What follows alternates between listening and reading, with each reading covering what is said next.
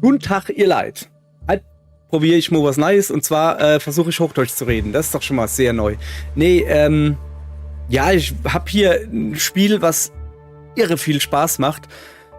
Aber das ist schon ein bisschen dröge für so eine Let's Play-Reihe oder so. Und dann dachte ich mir so, komm, ich stream mal. Ich probiere mal Stream aus und jetzt juckt natürlich die Nase. Das ist natürlich sehr professionell, macht aber nix. Ich würde mal sagen, genau, wir starten ein neues Spiel. Ich habe natürlich kurz reingespielt, Soundgedönse gemacht. Ich hoffe, dass es auch passt einigermaßen, weil jetzt muss ich hier nämlich dann live umschalten, habe ich mal gar keinen Bock drauf. Falls das irgendjemand sieht und zurückspult, guten Tag. Ich werde höchstwahrscheinlich nicht auf eventuelle Chatnachrichten eingehen, falls sich überhaupt jemand hierher verirrt, weil ich dann nämlich viel zu doof dazu bin und auch nicht drauf weiß, wie ich dann reagieren sollte. Also, jo. Wir nehmen natürlich den normalen Schwierigkeitsgrad, ne? Herausfordernd, aber machbar. Es gibt leider keinen hier oben Baby-Schwierigkeitsgrad. Den hätte ich genommen. Naja, jetzt halte ich meine Klappe. Kommt nämlich ein bisschen Intro. Denke ich.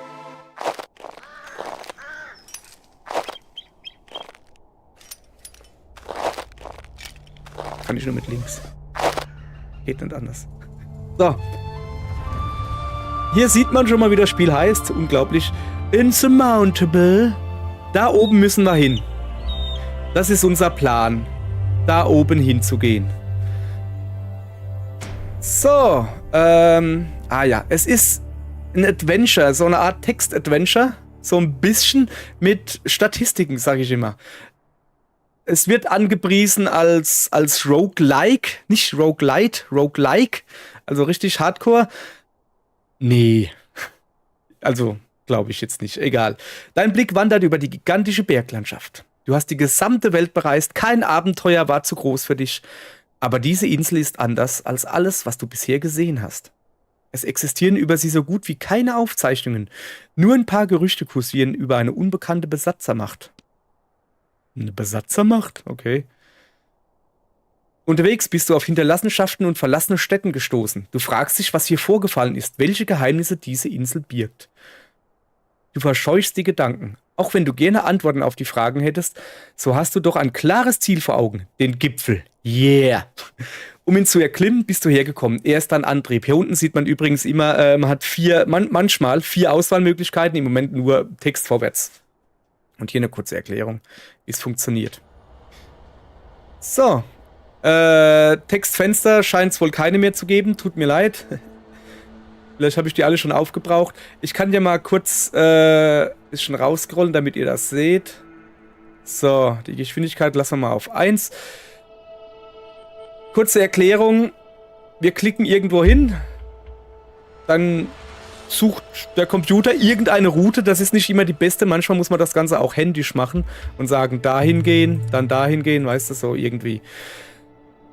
Das da und das da und das da sind so kleine Event-Dinger. Also das da, was aussieht wie Kopfhörer, das sind 2 Köpfe von Personen. Also du triffst da eine andere Person. Dann haben wir noch, Moment. Das ist eine Höhle.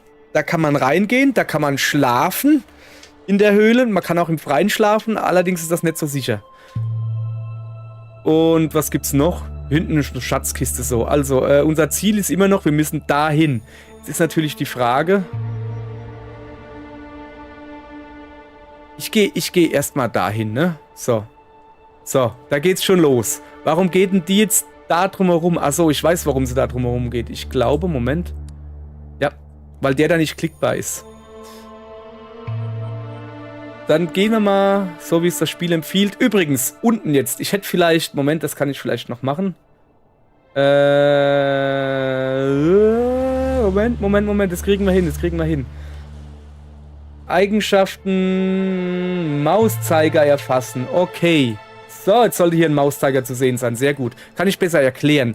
Ja, das am Anfang gibt jetzt riesen Erklärung. Also, ich hab's schon fast auf den Berg geschafft. Dann dachte ich mir, oh, das Spiel ist so geil, ich muss da weiterspielen.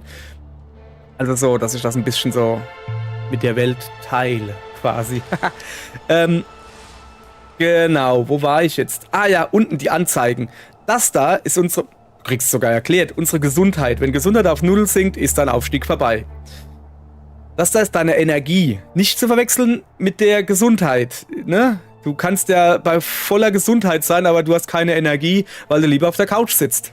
Zum Beispiel. Alles, was du machst, also nicht alles, aber Klettern verbraucht Energie. Wenn die auf 0 fällt, dann geht's an unsere an unsere Gesundheit, sagen wir es mal so. Da hätten wir noch Sauerstoff. Der wird erst dann wichtig, wenn wir auf einer gewissen Höhe auf dem Berg sind. Da braucht man dann Sauerstoff. Dann hätten wir Körpertemperatur. Ja, die sollte nicht fallen. Also das sind nicht 100 Grad. Wir sind nicht eine besonders heiße Person. Nee, das ist einfach Körpertemperatur 100 von 100. Wenn sie fällt, wird's weniger. So. Dann hätten wir noch hier die Geisteskraft. Wie bekloppt das du bist. Geisteskraft fällt langsam, aber stetig infolge der mentalen Belastung, die der Aufstieg mit sich bringt. Also wenn man Angst kriegt oder sowas. Hier hätten wir Schlafen. Wir haben ein Zelt dabei, das wir 3-mal benutzen können. Nach 3-mal benutzen ist das Zelt kaputt. Im Zelt rasten, ich glaube, das verringert... also wenn du schläfst, geht deine Temperatur runter. Und im Zelt geht sie weniger stark runter, wie wenn du im Freien schläfst. So irgendwie, das lassen wir jetzt natürlich noch. Ansonsten, ja, laufen. So, hier, da jetzt hinlaufen. Das kann man auch mit der Maus machen. Und das ist die Zeitraffer. Du kannst 3-mal so schnell abspielen. Wir lassen es jetzt erstmal bei der ersten Begegnung. Komm her. Hier, geh mal hin. Das ist die normale Spielgeschwindigkeit. Ja, das ist ein gechilltes Wandern. Ich werde die gleich ein bisschen höher stellen, auch wenn es dann affig aussieht. Weil das ist dann halt doch ein bisschen langsam. Wie gesagt, Zeitraffer ist einfach nur, das ändert nicht irgendwie die Zeit selbst, die vergeht. Was ist denn hier los? Unverhoffte Begegnung. Eine Windböe fasst dich an einer steil abfallenden Felsspalte. Wild ruderst du mit den Armen, um das Gleichgewicht zu halten, als jemand dein Handgelenk packt und dich zurückzieht. Das war knapp. Eine Sekunde später und du wärst tief gestürzt. Mit weichen Knien musterst du die fremde Person. Es ist eine junge Frau in einem abgewetzten Anorak. An ihrem Hals baumelt ein grüner Stein an einem Lederband. Gebannt starrst du auf das handgefertigte Amulett. Sein mattes Leuchten zieht dich in seinen Bann. Die Fremde nickt dir zu und hält dir wertvolle Ausrüstung hin. Ja geil, die nehme ich, die wertvolle Ausrüstung. Komisch. Aus irgendeinem Grund wusstest du, dass dir die Frau etwas schenken wird. Du sprichst sie an, aber sie antwortet nicht. Nur ein wehmütiges Lächeln umspielt ihre Lippen. Verwirrt verstaust du ihr Geschenk in deinem Gepäck. Als du wieder hochblickst, ist die fremde Frau verschwunden. Du fühlst dein Kloß im Hals. Irgendwas stimmt hier nicht. So, wir haben Items gekriegt, und zwar eine Sauerstoffflasche. Wie gesagt, die brauchen wir im Moment noch nicht, aber macht 35% Sauerstoff. Und, was ist das? Schneeschuhe. Minus 20% Energiekosten auf Schnee. Ja geil, das setze ich mal eine Reise fort. Das hier ist das Fundding, Schneeschuhe. Die können wir mal da reinmachen. Die Sauerstoffflasche mache ich mal hier hin. Die ziehen wir natürlich gleich an. Also die hat ja... Moment. Die hat ja nur gesagt, dass es auf Schnee weniger Energie kosten. Also es gibt verschiedenes Terrain. Auf, ich glaube, Wiese läuft man halt am besten. Auf Schotterweg ist es schon ein bisschen, brauchst du mehr Energie. Und im tiefen Schnee zum Beispiel, da brauchst du deutlich mehr Energie. Also jeder Gang da drüber zieht ja deutlich mehr Energie ab. Deshalb die Schneeschuhe. Die sagen aber jetzt nicht, dass sie auf anderen Straßen irgendwie mehr. Also ich lasse die jetzt einfach mal an. Ne? So, bestätigen. So. Jetzt ist natürlich die weitere Frage, sollen wir da hinten noch hingehen? Komm, wir gucken uns erstmal ein bisschen um. Es ist ja noch nicht weit. So, zack. Der grüne Pfeil zeigt natürlich hier, wie wir laufen. So, Computer hatten, wir müssen jetzt da hochklettern. Ja, komm, also bis hierhin machen wir noch in einfacher Geschwindigkeit, dann ist die Sache ja in Ordnung. Also hier gibt es wohl eine Schatzkiste. Da werde ich schon müde hier. So langsam ist das, ja, schon klar. Naja, vor einem verlassenen Camp liegen Thermosflaschen mit Tee. Du könntest dir Zeit nehmen, um die Zelte zu durchsuchen. So, wie ihr seht, hier, ja, einfach gar nichts machen. Zelt durchsuchen, dauert 6 Stunden. Wir haben hier unsere Uhrzeit. Die erste Hälfte ist Tageslicht, die zweite Hälfte ist Nacht. Oder ich schaue mich kurz um. Also, ja, ich gucke mich da schon ordentlich um. So, guck mal hier. 2 Thermosflaschen mit Tee. Was macht Tee? Der macht Körpertemperatur plus 25. Okay, also 25% des Maximalwerts. Also der Maximalwert ist im Moment 100. Also, ja, feine Sache. Und wir kriegen XP, wie man hier sieht. Wir können nämlich auch aufleveln. So, natürlich bringt das alles nichts, wenn wir jetzt keinen Platz im Inventar hätten. Haben wir aber. Also wir müssen auch mit dem Inventar ein bisschen managen. Was ist denn das eigentlich? Reduziert Energiekosten beim Klettern für eine begrenzte Zeit. Dauert 3 Stunden. Also nur beim Klettern. Das kann man noch gebrauchen. Ach ja, wir müssen hier gleich mal ein bisschen aufräumen. Was ist das da? Suppe gibt einfach Energie zurück. So, guck. Zack. So, und jetzt würde ich sagen, gehen wir da auch noch hoch.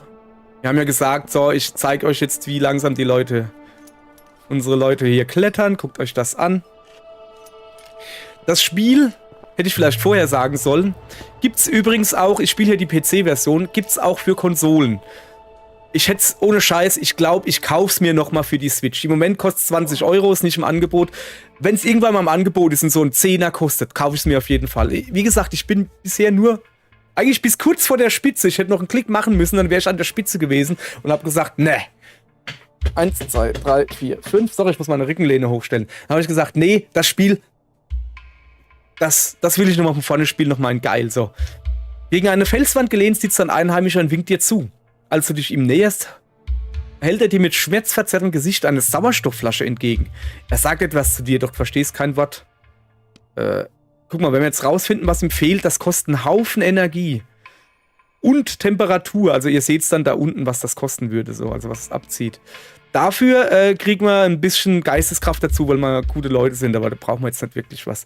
Wir können aber auch einfach die Sauerstoffflasche... Nee, wir sind natürlich gute Leute, wir gucken natürlich, was er hat. Du musst das entfremden. Immer wieder fasst er sich an die Schulter. Du bist dir sicher, er hat es sich ausgerenkt. Du machst ihm Handzeichen, dass er dir seine Hand reichen soll. Oh, Major Payne-Style, jawohl. Ruckartig ziehst du an ihr. Ein Schrei, dann Stille. Nach ein paar Sekunden strahlt dich der Fremde an. Er bietet dir erneut die Sauerstoffflasche an. Du nimmst sie und freust dich darüber, ihm geholfen zu haben. Ach, guck mal, das gibt ordentlich XP. Die Sauerstoffflasche kriegen wir sowieso und da kriegen wir nix. Weil wir schon voll sind. Okay, jetzt haben wir schon 2. Guck mal, ein Level abgekriegt. So, sehr schön, das ging ja flott. Was passiert, wenn ich das da drüber mache? Ah, nix, geht halt nicht. So, sehr schön. Dann gucken wir mal, was wir kriegen. Level-Ups, ich glaube, die zählen aber nur für die derzeitige Mission. Unsere Mission ist übrigens, komm mal her, ich kann es mal anzeigen. Erreiche den Gipfel und schreibe Geschichte. Wilde Berggipfel, die steil in den Himmel ragen. Viele Jahre war die Insel von der Außenwelt abgeschnitten. Doch nun ist der Zeitpunkt gekommen, die weißen Flecken auf der Landkarte zu tilgen und das Gebirge zu erkunden. Dann sieht man auch hier die Luft so ein bisschen. Also normal, dicke Luft, sauerstoffreich und frisch. Es gibt warme Nächte und mein erster Aufstieg. Und Belohnungen, wenn ich das schaffe, ist dann halt Gegenstandswissen, Charakterwissen. So, das ist hier erste Mission. Wie gesagt, das Spiel ist wohl schon älter, ist von 2021. Das hier ist Version 2.0. Da haben sie nochmal deutlich was verbessert, habe ich mir sagen lassen, vom Internet. Es wird jetzt gescheite Missionen geben und sowas. Also, keine Ahnung, so bewusstes Erleben. Wenn du ein Eventfeld betrittst, also so wie das eben mit dem Berg drauf oder mit der Person oder sowas, dann erhält man 3 Geisteskraft. Geisteskraft ist mir im Moment erstmal noch egal, weil, also mir geht es vor allen Dingen um Energie und Temperatur. Erhalte beim Aufwachen etwas Energie, Körpertemperatur und Sauerstoff. Aktiv bis zum Ende der Mission. Ja, geil. Würde ich nehmen. Warme Gedanken. Erhalte etwas Körperkraft beim Benutzen eines Gegenstands. Nee, ich nehme das da. Das ist schon ziemlich geil. So.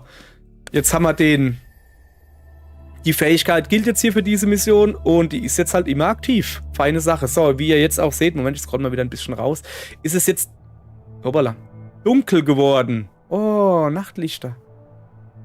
Es ist jetzt dunkel geworden. Im Dunkeln ist es deutlich kälter. Und man verbraucht deshalb dann mehr Energie und die Kälte geht schneller runter. So, ich gucke mich mal hier. Übrigens, also ihr seht auch schon hier am Rand, dass es kalt ist, ne? Was ich sagen will ist... Komme ich denn hier runter? Was ist denn das da unten? Eine Höhle? Das wäre ein riesen Umweg. Wir haben eh schon relativ wenig Energie. Ich würd sagen, lass mal gut sein. Ja, wohl. Wie lange dauert das, bis wir da unten sind? Moment. Ja, das Ding ist, was ich gelernt habe... Aber warte mal, wir wollten ja schneller machen. Hier, zack, zack. Beweg dich, Junge. Was ich gelernt habe vom Aufstieg ist, du kannst nur 3-mal im Zelt schlafen. Das ist verdammt wenig. Es empfiehlt sich immer, in Höhlen zu schlafen. Wenn eine Höhle da ist, schlaf lieber in der Höhle, wie das Zelt zu benutzen. Zelt nur so im Notfall benutzen. Übrigens dreht die Kamera nicht selbst, das darf ich alles selbst tun. Und die ist auch kacke. Jetzt, wie ihr hier seht. Also, ist schon, das muss man wollen. So, guck hier. Du betrittst eine Höhle, sie ist trocken und windgeschützt. Weiter hinten erkennst du einen kleinen Tunnel, der die Dunkelheit führt. Okay, ich kann mich schlafen legen, aber komm, ich erkunde den Tunnel. Es ist jedoch zu dunkel, dass du deine Hand vor Augen nicht sehen kannst. Was wird jetzt benötigt? Eine Fackel. Ja, ich drehe trotzdem die Dunkelheit. Du kriechst auf allen Vieren durch die Dunkelheit. Nach einer Weile stößt du auf Geröll. Der Gang ist wohl eingebrochen. Hier geht's nicht weiter. Na, wenigstens ein bisschen XP gekriegt. Also, jetzt kann ich mich schlafen legen. Man kann auswählen, hier einen Viertelstag schlafen oder einen quasi halben Tag. Das Problem ist jetzt, sehe ich das richtig, dass wir kurz vor Nacht sind, ne?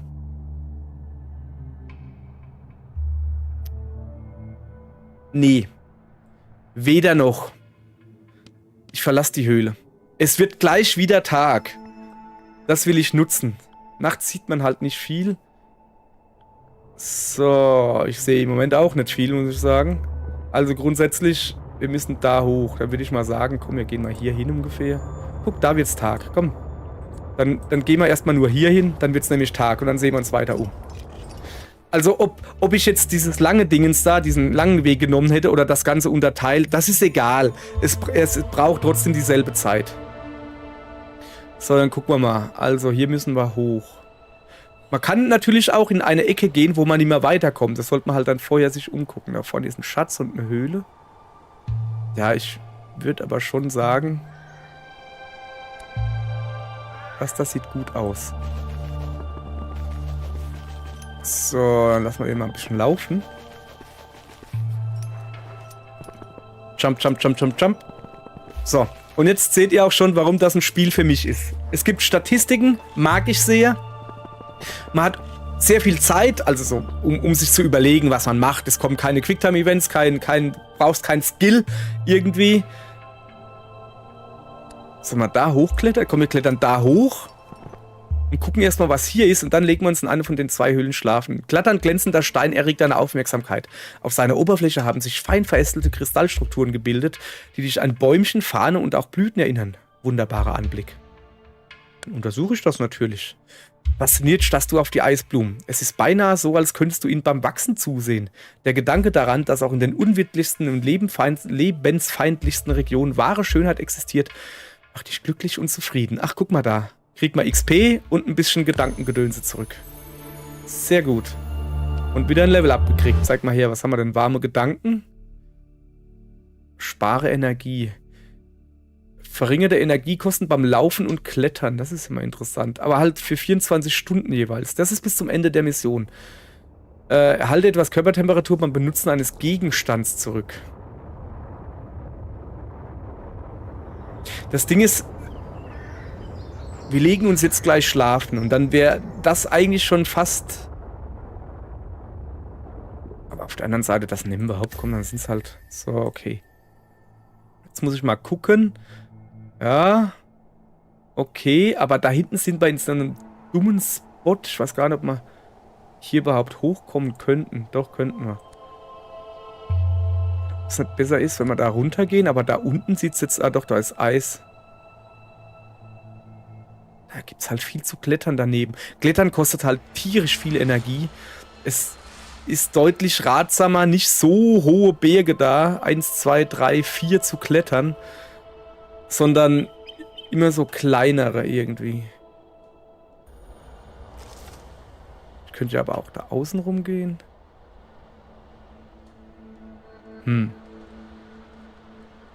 Ich nehme diese Höhle. Spare ich ein bisschen Energie. So, du trittst langsam in die Höhle. Nach ein paar Metern tut sich vor dir der Boden auf. Ein breiter und tiefer Erdriss, der von einer Wand zur anderen geht.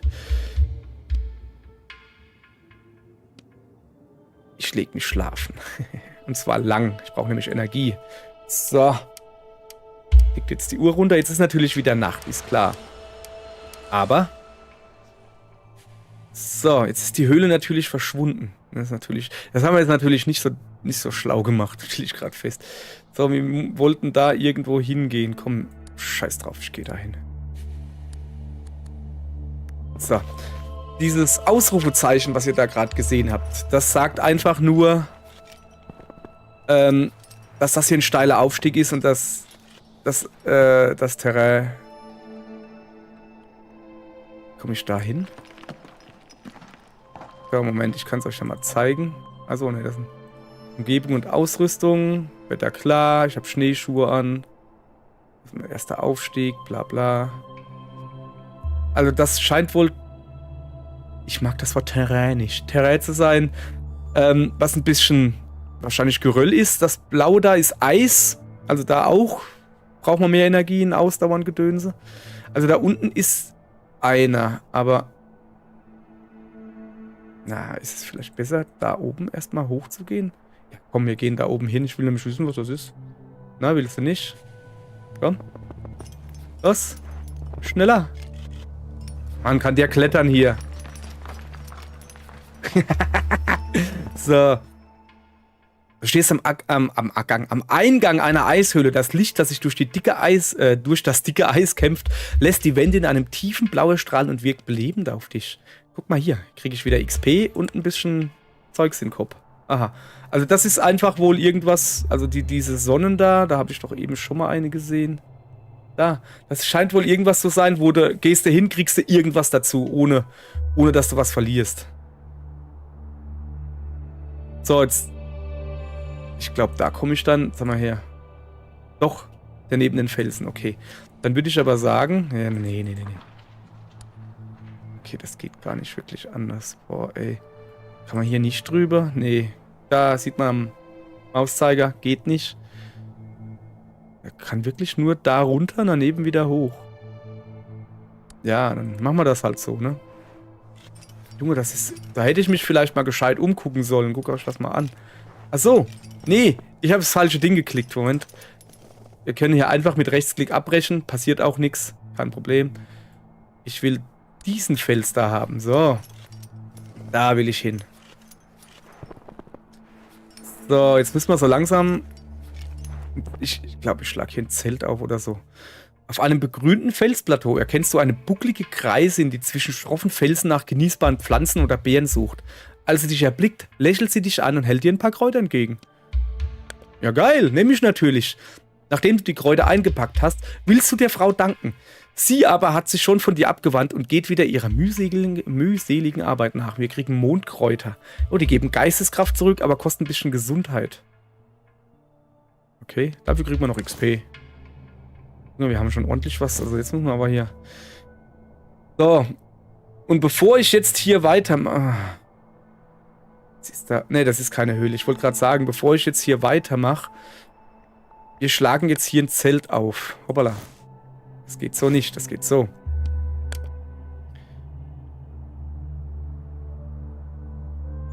Weil was ich hier mache ist, wir tun gerade die ganze Zeit rumrennen und du nachts wandern und tagsüber Dingsbumsen. Also wenn wir schon mal das Zelt benutzen, scheiß drauf, dann benutze ich es aber auch lang. Ansonsten rentiert sich das ja gar nicht. So, ich will nämlich schon bei Tag eigentlich rumlaufen. Das ist mir schon zu dunkel wohl. So, alles soweit in Ordnung. Gut, jetzt können wir uns mal ein bisschen besser umgucken. Man kann auch, wenn man die Taste V gedrückt hält, geht die Kamera ein bisschen raus. Und dann kann man sich so umgucken.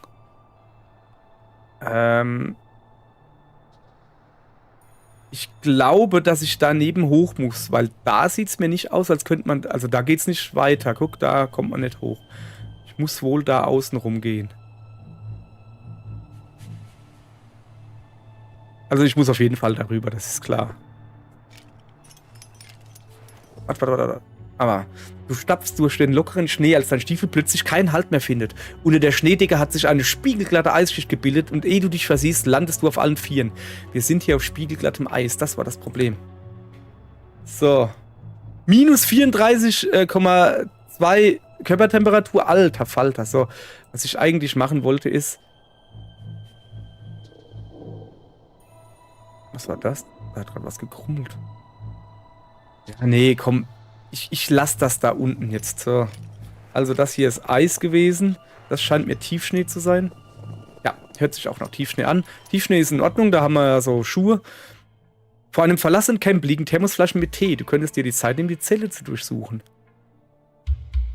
wenn ich sie, es kostet 19, das ist schon, also hier, das ist schon ordentlich. Kurz umgucken. Komm, ich schaue mich mal kurz um. Thermosflasche mit Tee. Ja geil, ich sollte vielleicht mal eine benutzen. Die macht nämlich die Körpertemperatur höher, das kann man mal brauchen. Wir haben ja eh so viel. So, und wie gesagt, ich glaube nicht, dass ich hier durchkomme. Ich werde wohl daneben rumgehen müssen. Und das mache ich, indem ich hier hingehe. Und dann dahin gehe.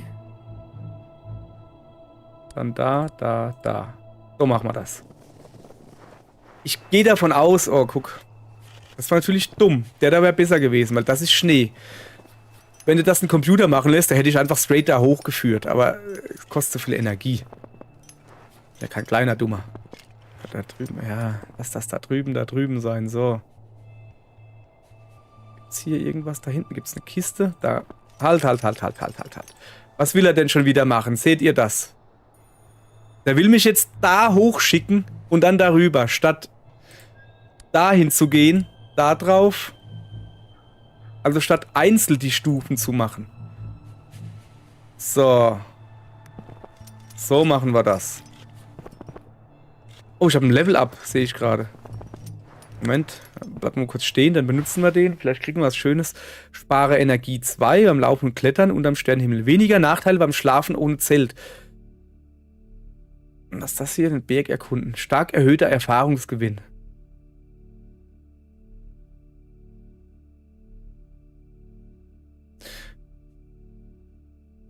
Das ist natürlich geil, ne? Ist das noch aktiv? Ah, ich mache den Erfahrungsgewinn. Sind ja noch am Anfang. Achso, ich könnte ja mal gucken, was noch aktiv ist, ne? Hier. Läuft ab in 48 Stunden. Es war nicht aktiv.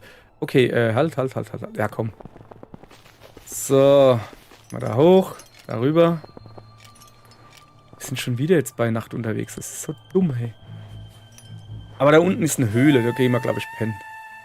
Du stößt auf die verfallenen Grundmauern einer früheren Behausung. In einer Nische wachsen Kräuter. Als du sie einsammeln willst, fällt dir ein herausragender Stein auf. Er scheint beweglich zu sein. Vielleicht eine Art Schalter? Also Kräuter ernten, Schalter betätigen. Das kostet einen Haufen Energie. Egal, ich mach's trotzdem, auch wenn es einen Haufen Energie kostet. Du drückst den Knopf, er klemmt. Du drückst fester, bis sich Schweiß auf deiner Stirn bildet. Dann in Klicken und Klacken. Neben dir öffnet sich ein geheimes Fach im Boden. Du beugst dich hinunter. Mehrere Steinscherben mit unbekannten Schriftzeichen. Schon faszinierend, aber du musst weiter. Ja geil, hätte ich lieber die Kräuter genommen. So. Wie komme ich denn da hin? Alter. Nee, das schaffe ich nicht. Also da, wo es rot wird, da wird es dann an die Lebensenergie gehen. Nee, das macht man nicht. Aber ich habe schon verdammt wenig Lebensenergie. Das habe ich ja nicht so gut hingekriegt. Guck mal. Ah, guck mal da. Das schaffen wir. Dann machen wir das. Und dann gehen wir lange schlafen. Und danach ist es hell, hoffe ich doch. Und dann gucken wir uns mal um. So, was ist das da eigentlich für ein leuchtendes Ding? Du betrittst eine Höhle. Sie ist trocken und windgeschützt. Allerdings vernimmst du einen strengen Geruch. Vielleicht ist mein Bruder drin. Du gehst tiefer in die Höhle hinein. Nach wenigen Metern kommst du an ein kleines Wasserloch. Ein feiner Lichtstrahl fällt durch eine Öffnung in der massiven Felsdecke und spiegelt sich auf der Wasseroberfläche. Ein Lichtspiel entsteht und hält dich für einen Augenblick in seinem Bann. Krass. Okay. So, XP gekriegt. Und diesmal lege ich mich wirklich schlafen. Und zwar lange. Ja, siehst du, dann sind wir noch relativ am Morgen. Das ist in Ordnung. Kriegt man auch wieder Energie. Und wir kriegen ja beim Schlafen auch ein bisschen Wärme zurück. Haben wir ja ganz am Anfang eingestellt. Es war ziemlich gut, dass wir das gemacht haben. Jesus, nee, was ist denn hier los? Schneesturm, wir gucken mal. Wetter. Klettern kostet mehr Energie. Das ist schlecht. Wir sind auf 5000 Meter und die Todeszone ist das, wo man Sauerstoff braucht, beginnt ab 6000. So. Und die ganzen Dinger da vorhin schon? Pass auf, wir gehen dahin. Und da müssen wir ja eh wieder runtergehen und tun erstmal, was ist denn das da? Moment, Level up. Erst immer den Level up machen, weil vielleicht kriegt man ja sowas hier, Kraft sparen zum Beispiel. Energiekosten auf allen Feldern plus 10 Zeitkosten auf allen Feldern. Also reduziert die Energiekosten, erhöht aber die Zeit. Verringert die Energiekosten in der Todeszone. Das könnte man bald gebrauchen. Wir sind fast in der Todeszone. Ruhig angehen 2. Wenn du aufwachst, erhalte 7 Energie, 7 Körpertemperatur und 7 Sauerstoff. Ach, das ist der zweite Level von... Wo haben wir es denn? Ich weiß gar nicht. F2? F2. Geht gerade hier nicht. Egal. Okay, ich würde das da wählen oder das da. Wenn man aufwacht. Ich nehme das. Euphorie. So, was haben wir denn? Also wir haben noch das Ruhig angehen, spare Zeit, Energiekosten. Guck mal, jetzt zum Beispiel bei minus 18% Energiekosten auf allen Feldern. Und hier nochmal 10% Energiekosten. Zählt das zusammen? Also waren das 8 oder waren das schon immer 18? Keine Ahnung. Okay, weiter geht's. Du kannst ruhig da hochgehen. So, was ist denn das da? An einem Ast eines Baumgerippes hängt ein Fellbeutel. Du stutzt. Es sieht für dich aus, als hätte ihn jemand absichtlich dort platziert. Als du den Beutel öffnest, entdeckst du darin eine Sauerstoffflasche. Eine Gabe? Etwas in dir sagt, dass du nicht nur nehmen, sondern auch geben solltest. Was lässt du zurück? Also, ich brauche da eine Konservendose. Ich habe nur eine. Dafür kriege ich eine Sauerstoffflasche. Von denen habe ich 3. Achso, ich kann was aussuchen. Heißer Tee. Ich nehme die Gabe, ohne etwas zurückzugeben. Na, das machen wir nicht. Dann gebe ich lieber ein bisschen Tee. Ne, hier, Tee. Achso, ich muss das darüber. Auf der anderen Seite. Brauche ich so viel Sauerstoff? Ich habe schon ziemlich viel Sauerstoff. Also, das habe ich. Ja, ich lasse einfach, wie es ist. Sorry, aber. So, was ist denn das hier? Eine Höhle? Ne, ich will da hoch. Ich will wissen, was da so schön glänzt. Was ist das? Ein komisches Schrein. Aha. Eine Feuerstelle, aber keine Seele weit und breit. Noch züngeln Flammen und widersetzen sich den eisigen Winden. Dem Feuer dabei zuzusehen, wie es um sein Überleben kämpft, hat eine meditative Wirkung auf dich. Du regenerierst Wärme oder Energie? Ich will Energie. So. Könnten wir da hinkommen? Ja, aber will ich nicht. Wir dürfen mal unser Ziel vor Augen nicht verlieren. Wo ist es denn? Genau so. Es sollte... Da oben müssen wir hin. Wir sind noch nicht mal... Alter Schwede. Und hier tue ich hier meine Zeit verplempern.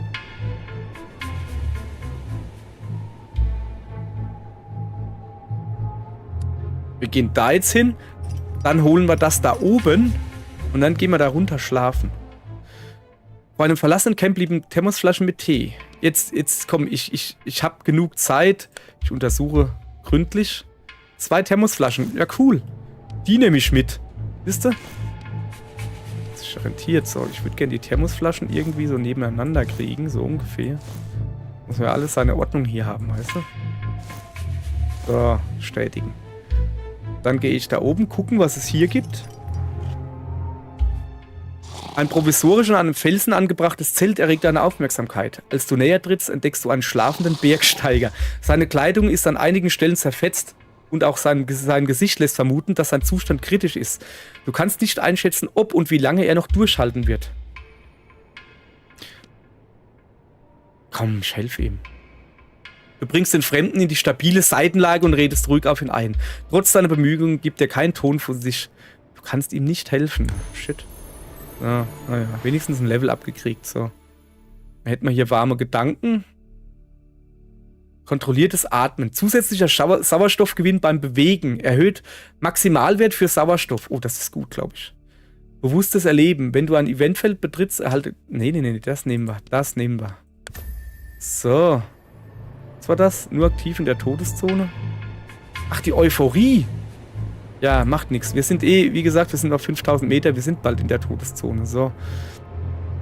Es wird jetzt bald dunkel. Ich würde sagen, wir gehen in diese Höhle, nächtigen da. Bin ich richtig gegangen, ja. Du betrittst eine weit verzweigte Höhle im hinteren Bereich, bemerkst du ein erloschenes Lagerfeuer. Davor liegt zusammengerollt unter einer Felldecke eine fremde Person. Wieso sollte ich denn den wecken?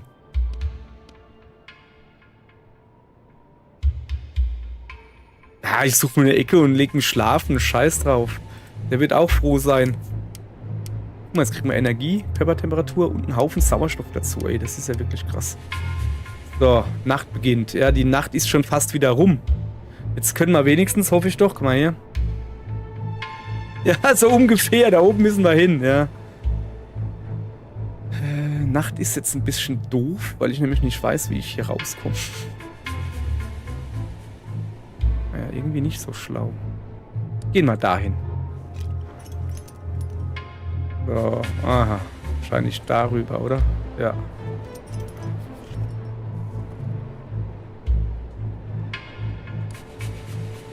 Also, ich bewege mich jetzt nur sehr, sehr langsam vorwärts. Einfach nur, da guck, es wird wieder Tag. Schön. Schönes Wetter wenigstens. Lass mal, hey Kamera, nervt mich nicht. Hier, so, guck. Wir haben da noch ein ordentliches Stück vor uns. Wo sind wir denn?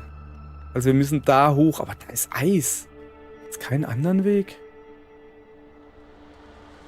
Da können wir vielleicht die Steine zu Steinen. Ja, ich glaube, das ist eine gute Idee. Was? Schatzkiste, die ist nicht so weit, die nehmen wir noch mit. Ah, dann halt großer Berg dazwischen. Was haben wir denn hier? Du marschierst über eine schneebedeckte Ebene, als du mit deinen Stiefeln an etwas Länglichem hängen bleibst. Du staunst nicht schlecht. Ein dickes schwarzes Kabel? Warum ist das hier? Und wohin führt es? An einem Kabel ziehen ist immer eine schlechte Idee. Das Kabel führt dich zu einer kleinen Schlucht. Dort verläuft es steil abwärts und verschwindet schließlich in einem Haufen Geröll. Alles deutet auf einen Erdrutsch hin, ob es sich lohnt, herabzuklettern und nachzusehen? Das interessiert mich jetzt aber wirklich. Mit deiner Fußspitze ertastest du einen Vorsprung. Das Gestein scheint zu halten. Erst als du dein Gewicht verlagerst, löst sich ein großer Brocken und schlägt krachend auf den Boden ein. Nur durch einen beherzten Sprung verhinderst du, dass du mitgerissen wirst. Deine Beine und Hände zittern. Nein, die Aktion ist zu riskant. Besser du konzentrierst dich auf deine eigentliche Aufgabe. Naja. Nichts gewesen außer Spesen, außer Erfahrungspunkte. Wo ist der Berg hin? Da. Da hinten ist noch was. Eine Kiste. Ne, ich habe jetzt erstmal genug von Kisten. So. Ich würde sagen, wir gehen mal da hoch. Dann nach Möglichkeit dahin. Ja, wir haben noch Schneeschuhe, da ist das schon in Ordnung. Da will ich runter. So, und grundsätzlich müssen wir da hoch. Ich würde aber gerne... Das ist Schnee, das ist in Ordnung, aber... Wenn ich da hochkomme, dann muss ich aber 4 hochgehen. Aber ich glaube, das ist... Oh, was ist ein Weg? Na. So haben wir das nicht gemacht, Kollege. Was ist denn mit dem da?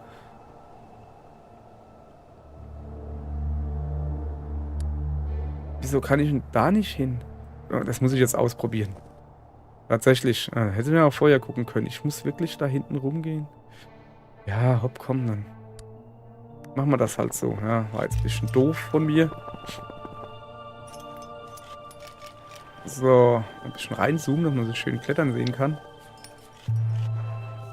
So. Also.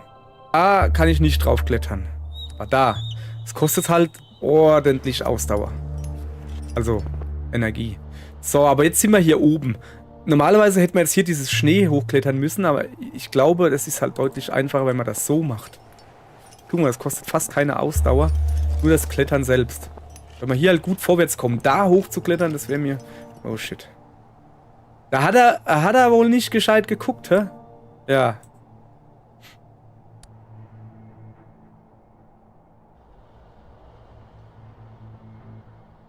Shit, hey, wir kommen hier nicht weiter.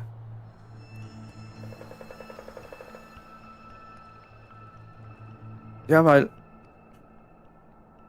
Hier kann ich nicht drauf, hier kann ich nicht drauf. Ich kann hier hin, ja. Dann da hoch und dahin. Doch, wir kommen hier weiter. Genauso, wie ich das gerade gesagt habe. Aber es ist halt... dumm. Was auch gerade dumm war, da runter zu gehen, so. Nee. Hä? Nee, ich hab nicht gesehen. Wir kommen da nicht hin. Nur über Riesen... Ja, komm.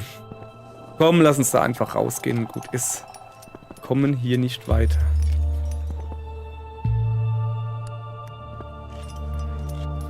Das habe ich natürlich einen riesen Umweg. Siehst du, das ist das Problem. Riesen Umweg bin ich gegangen jetzt. Nur weil ich doof bin. So. So. Eventuell soll ich vielleicht weniger quatschen. Nee. Mehr mich auf mein Zeugs hier konzentrieren. So, jetzt pass auf. Ich will... Gibt's hier noch irgendwie... Ich glaube, ich werde hier ein Zelt benutzen, aber da gehe ich noch hin. Ja, ich muss ein Zelt benutzen. Ich meine, guckt euch mal meine Lebensenergie an. Was haben wir denn hier? Auf einem Felsen hockt regungslos ein Fremder. Ich sehe gar keinen. Seinen nackten Oberkörper zieren zahlreiche Tätowierungen Fremdartigen, die spirituellen Anführer des hiesigen Naturvolks tragen. Es ist bitterkalt und du fragst dich, ob der Fremde erfroren ist. Dann laber ich natürlich an. Ich sehe hier auch gar keinen sitzen. Der Fremde öffnet die Augen und du wirfst dir einen strengen Blick zu. Erfroren ist er jedenfalls nicht. Okay, ich glaube, der meditiert. Wenn er schon so böse guckt. Ich hinterlege Nahrungsmittel und lasse ihn in Frieden. Ich habe nur eine Nahrung. Das macht Körpertemperatur. Ich habe nur eine Nahrung. Die würde ich halt wirklich gerne behalten.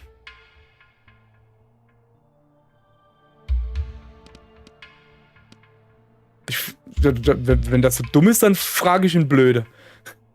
Der Fremde murmelt ein paar Worte in einer Sprache, die du nicht verstehst, deren Klang aber nicht darauf schließen lassen, als wäre er erfreut über deine Kontaktaufnahme. Dann springt er auf und verschwindet hinter einem Fels. Sag ich doch, der hat meditiert und wir haben genervt. Ja, komm, die XP nehme ich mit. Ich baue viel zu viel, wo ich das Zelt benutze. Oder sollen wir mal hier schlafen ohne Zelt? Dann geht die Körpertemperatur extrem runter. Sag mal her. Alter. Ja, aber komm. Das können wir uns schon leisten. Ich will mein Zelt ein bisschen aufheben. Und das hier, sage ich jetzt mal, das können wir uns leisten. Einfach. Haben wir, wurde es nicht Tag? Nee, wurde es nicht. So, ich kletter mal da drauf. Mal intelligenter machen können. So, jetzt sehen wir wenigstens wieder was. Gut. Also hier können wir hochgehen. Also ernsthaft jetzt, hier können wir hochgehen. Oder? Ja, doch. Aber dann müssen wir halt... ich würde gerne da drüben hoch weitergehen, aber das... Ja, nee, das haben wir uns jetzt selbst eingenudelt. Eingebrockt heißt das, aber egal. Eingenudelt. Wie komme ich denn jetzt auf eingenudelt? Keine Ahnung. So. Dann gucken wir mal. Meine Freundin schreibt mir was. Ich sag dir, was sie mir schreibt. Sie schreibt mir, dass ich jetzt einen Ton von meinem Handy ausmache. So. Der Geruch nach verbranntem Holz steigt in deine Nase. Du folgst ihm und entdeckst hinter Felszinnen ein fleckiges Zelt. Vor dem Zelt glühen die Überreste eines Lagerfeuers. Du schaust dich um. Keine Menschenseele weit und breit. Durchsuchen? Nach dem Besitzer? Komm, wir haben noch... Du rufst keine Antwort, dann nochmal, wieder nichts. Kurz überlegst du, das Lager zu plündern, doch dann nimmst du den Abstand von der Idee. Der fremden Person, der das Zelt gehört, dürfte der Diebstahl ihrer Besitztümer nicht sehr gefallen, wenn sie denn zurückkommt. Ja, das stimmt. Und ein Level-Up. Was haben wir denn hier? Berg erkunden für 48 Stunden. Erfahrungsgewinn in Events. Nochmal mehr Erfahrungsgewinn. Boah. Verringerte Energiekosten beim Laufen und Klettern. Das könnte man jetzt gebrauchen. Wir sind jetzt nämlich viel am Klettern. Oder... Noch mehr Sauerstoffgewinn beim Bewegen. Erhöht Maximalwert. Nochmal. Ich nehme das. So. War da nicht irgendwas? Nee. Also, wir müssen dahin. Du marschierst einen Hügel hinauf, auf dessen Schneedecke der Wind wellenartige Muster hinterlassen hat. Endlos, gleichförmig. wie hypnotisiert setzt du einen Schritt nach dem anderen. Plötzlich rutschst du weg und landest auf dem Hosenboden. In einem Affenzahn rutschst du den Abhang hinunter, wild um dich greifend. Endlich kommst du zum Stillstand. Dein Herz hämmert gegen die Brust. Nochmal gut gegangen. Holla. So. Da hoch, da hoch. Da hoch. Ich will da hinten an die Kiste natürlich, ne? Natürlich. So. Gibt's hier Feines? Du stößt auf Überreste einer Mauer. Ein steinerner, stark verwitterter Wolfskopf starrt dich aus leblosen Augen an. Ach, das ist ein Relikt. Das kostet Energie. Ich bleibe und untersuche. Na, das kann ich mir nicht leisten gerade, sorry. Gibt's hier irgendwie noch etwas? Da drüben gibt's... Also da drüben gibt's eine Höhle, da. Mach mal hier das Ding da einklappen hier, dass ich hier ein bisschen... Also da drüben gibt's eine Höhle. Hier gibt's... Moment. Kann ich da... Aber ich glaube... Also ich würde halt gerne da hochgehen. Also ich komme da oben an dieses Dingens dran. Aber ich glaube, dass ich dann hier nicht mehr weiterkomme. Weil da hinten so... Nee, ich kann... Schwer zu sagen.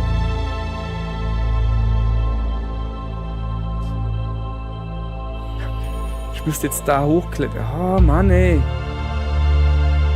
Oh, also natürlich würde ich mich jetzt gerne einfach gescheit umgucken. Geht aber halt nicht. Ich weiß nicht... Okay, da hinten ist noch was.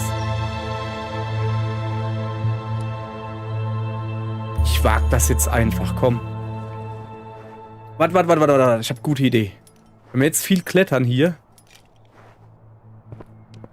Ich habe doch hier einen Kletterhaken. Für 3 Stunden. Den nutze ich jetzt. So. Also. Ja komm, kannst wieder schneller machen hier.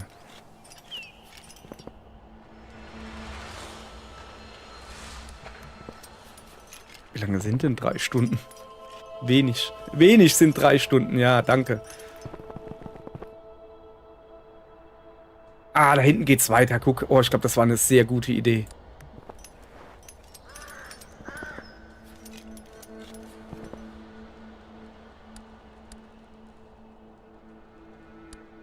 So.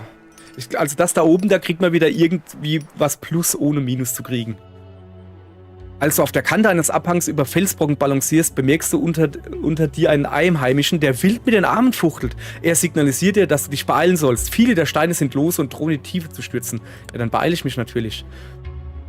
Als du von Fels zu Fels springst, um schnell aus der Gefahrenzone zu kommen, knickst du mit dem Fuß um. Dir entfährt ein Schmerzensschrei, doch du humpelst weiter, bis du sie wieder sicheren Boden unter den Füßen spürst. Dann schaust du dir deine Verletzung an. Dein Knöchel schwillt bereits an. Was ist denn das hier? Plus 30 Energiekosten für 16 Stunden. Ich glaube, es geht los. So. Guck mal hier. Nordlichter. Was für ein Anblick. Und das am Tag. Was gab's? Geisteskraft und 391 Erfahrungspunkte. So. Da wir eh bald Nacht haben, macht dieses... Ja. So, oh, was ist das? Du stolperst über den Kadaver eines toten Hirsches. Keinerlei Spuren von Verwesung. Das Tier ist erst kürzlich verendet. An seiner Schnauze hängen die Reste von zerkauten Kräutern. Seine letzte Mahlzeit. Und vermutlich unverdaut. Du könntest den Magen des Tieres aufschneiden, um an die Kräuter zu kommen. Junge, da liegt ein frisch gestorbener Hirsch. Wir haben ein Messer. Auf die Idee zu kommen, das Fleisch zu nehmen und zu braten. Stattdessen den Magen aufschneiden, um an die Kräuter zu kommen. Und am Schluss sind die Kräuter giftig und daran ist er gestorben. Ja, aber komm. Geschafft. Du hast tatsächlich ein paar unverdaute Kräuter im Magentrakt des Hirsches gefunden. Yay. Okay, danke. Für was brauche ich das? So.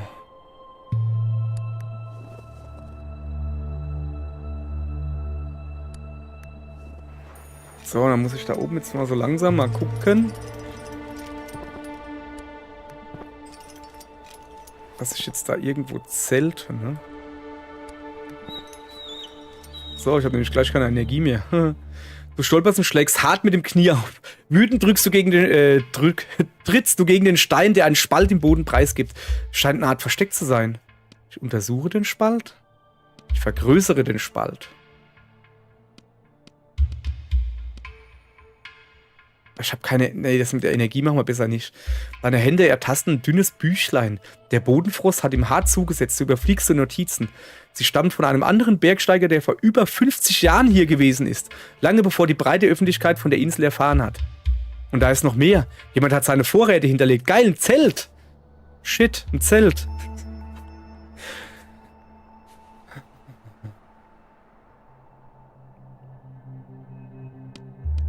Also ich trinke erstmal einen heißen Tee, ne?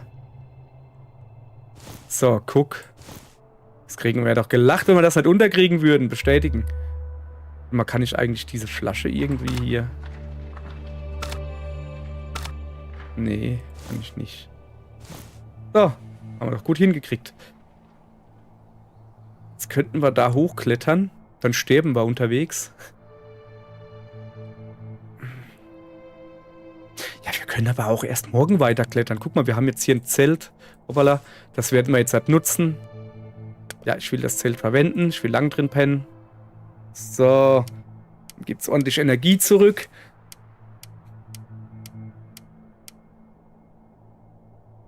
So, super gut. Jetzt aber da hoch. Haben wir noch das Kletterdingens aktiv? Ja, ich habe noch einen verstauchten Knöchel. Aber in 2,7 Stunden... Oh, was ist das da? Nur ein paar Meter vor dir landet unerwartet einen majestätischen Steinadler. Fasziniert beobachtest du das Tier, das sich nicht vor dir zu fürchten scheint. Du kannst es dir nicht erklären, aber diese Begegnung hat etwas Magisches. Du lebst ganz in diesem Augenblick und regenerierst? Geisteskraft oder Wärme? Ich hätte eigentlich... Unten ist eine Höhle, da gehe ich garantiert nicht runter. So, wir müssen... Es scheint, als könnte man hier... Nein, ich wollte gerade sagen, können wir hier drum herum gehen? Nee, wir kommen da überhaupt nicht hin. Wegen dem Stein da. Okay, wir müssen da mehr oder weniger sowieso hingehen. Diese Höhle. Ich gucke mich mal um, ob ich noch irgendwie was anderes finde. Also eigentlich, was hat das jetzt gebracht, dass wir hier rumgegangen sind? Wären wir gleich übers Eis gegangen, es wäre deutlich besser gewesen. Aber wir sind schon mal näher an unserem Ziel. Bringt es irgendetwas, da hochzuklettern? Nee.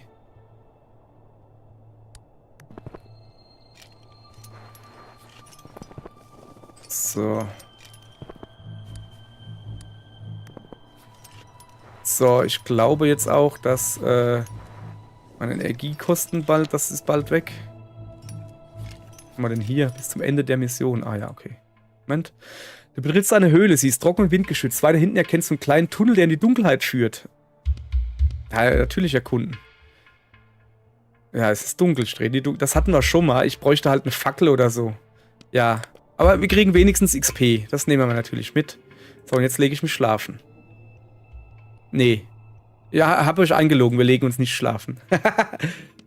Ich verlasse die Höhle.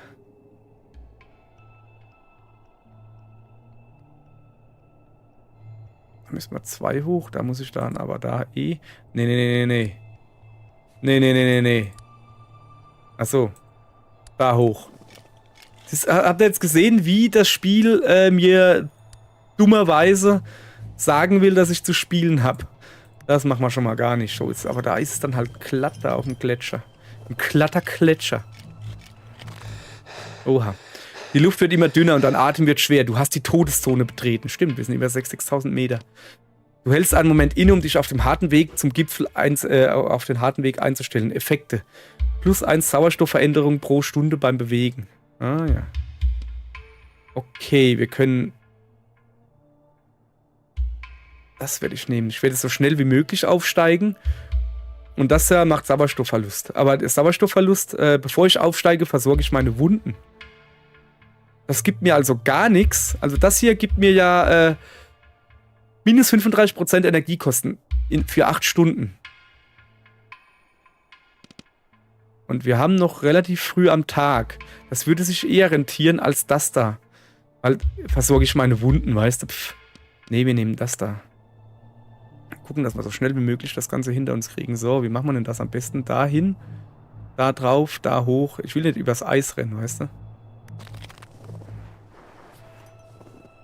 So, das ist übrigens, ne? Es ist immer noch die allererste Mission. Das ist noch das Tutorial. Ich habe so das Gefühl, dass das deutlich schwieriger wird, wenn die Tutorial-Mission rum ist. Im Moment ist es ja so, oh, kann man sich ein bisschen verlaufen und so. So. Also da kann man nicht drauf. Wir müssen quasi... Ja, genau. Wie müssen wir denn? Ich muss hier außen rumgehen. Ja. Ein bisschen umgucken. Sind aber auch fast... Also erst wieder da vorne. Ah ne, da ist noch eins, ja. Das ist sogar eine Höhle. Eine Höhle. Wie komme ich denn da hoch? Was mache ich denn hier? Ah, shit.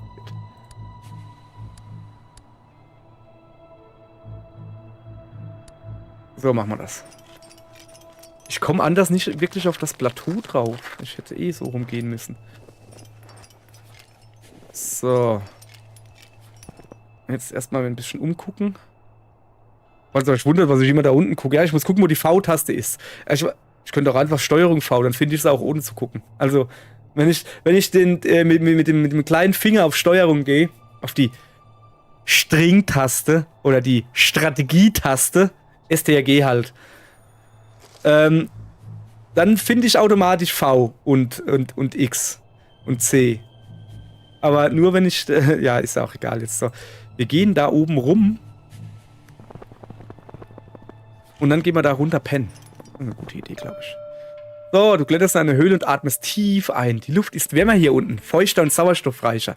Du hast beinahe das Gefühl, als würde sie dich benebeln. Deine Glieder werden schwer, doch dein Geist bleibt wach. Du entspannst und regenerierst Energie. Natürlich Energie, ich brauche keinen Sauerstoff. So, lass mal gucken. Wenn wir dann da unten sind. Was ist denn das da eigentlich? Kann ich hier irgendwie... Warte mal, habe ich die Tutorials ausgeschaltet? Nee. Nee, haben wir nicht. Nee. Ich gucke mich jetzt einfach mal so ein bisschen um. Da, das haben wir auch schon gesehen. Hoppala. Sorry. Ich würde gern wissen, weißt du, was das da für Berge da sind? Wo sehe ich denn das? Wahrscheinlich, wenn ich draufklicke und dann irgendwie...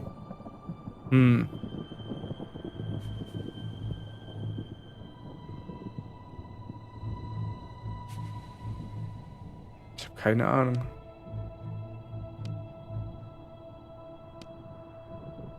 Naja, egal. Wir wollten in die Höhle, aber vorher will ich mich noch umgucken. Oh, ich sehe gerade da oben, dass da ein Haufen dicke Steine sind. Ist es nicht besser, wäre da hoch zu klettern? Also da drüben rumzugehen?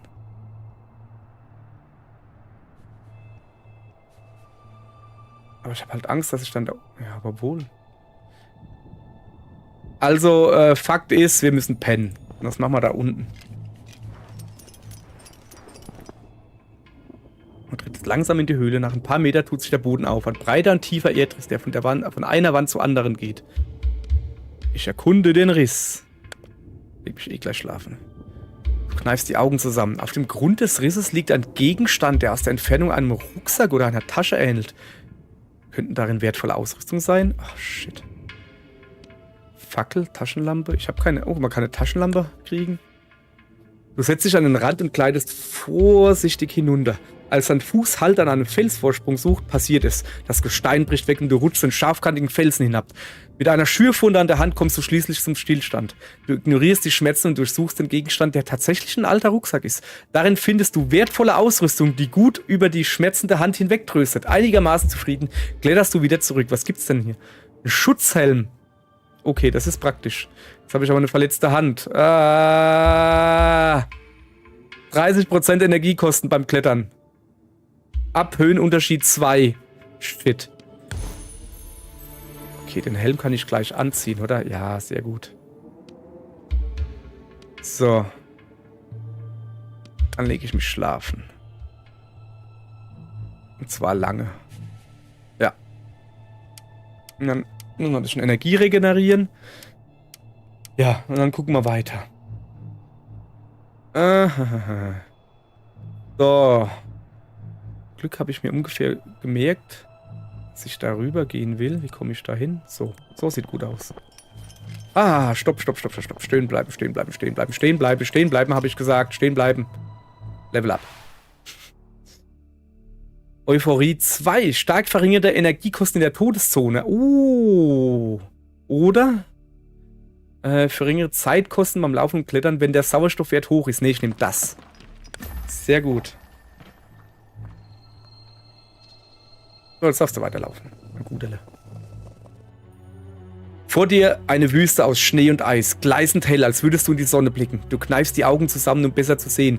Sie fühlen sich gereizt an und schmerzen etwas. Mit deinen Händen streichst du dir über das Gesicht. Tränen laufen über deine Wangen. Schütze meine Augen und gehe weiter.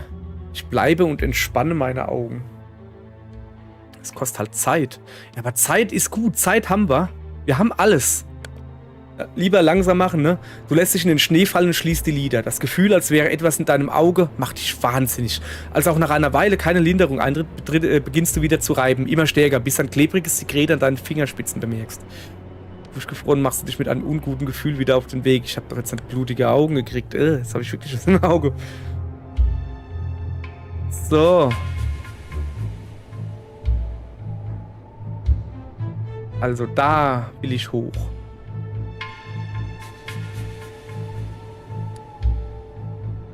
So.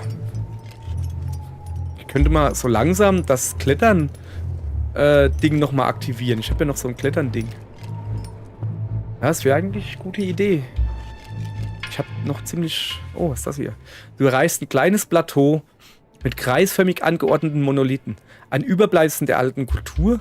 Eine Gestalt in einem langen Gewand kauert auf dem Boden und murmelt unverständliche Worte. Dann erhebt sie sich und stößt die steinernen Säulen um. Eine nach der anderen. Vor allen Dingen lustig. Sachbeschädigung. Ich schalte die Gestalt auf. Ich schaue der Person zu.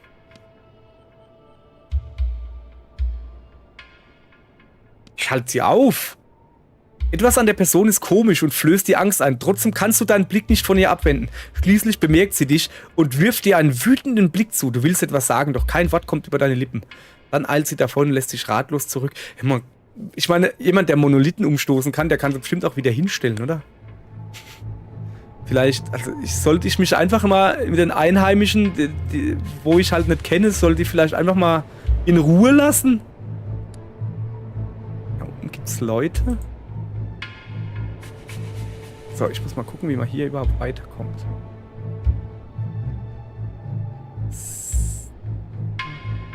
Da gibt es aber auch Leute.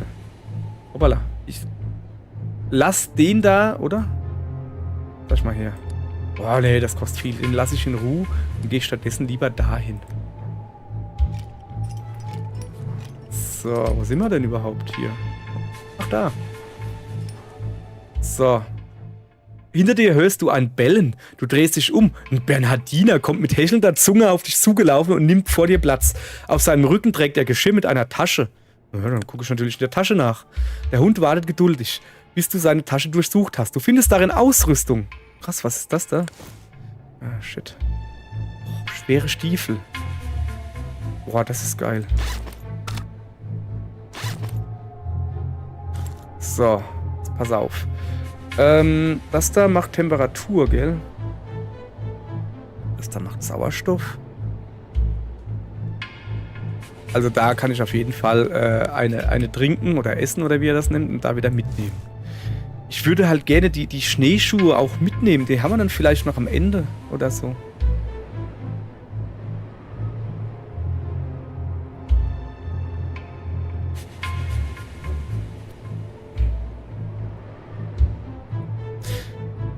Auf der anderen Seite laufen wir halt... Ich weiß nicht. Mann.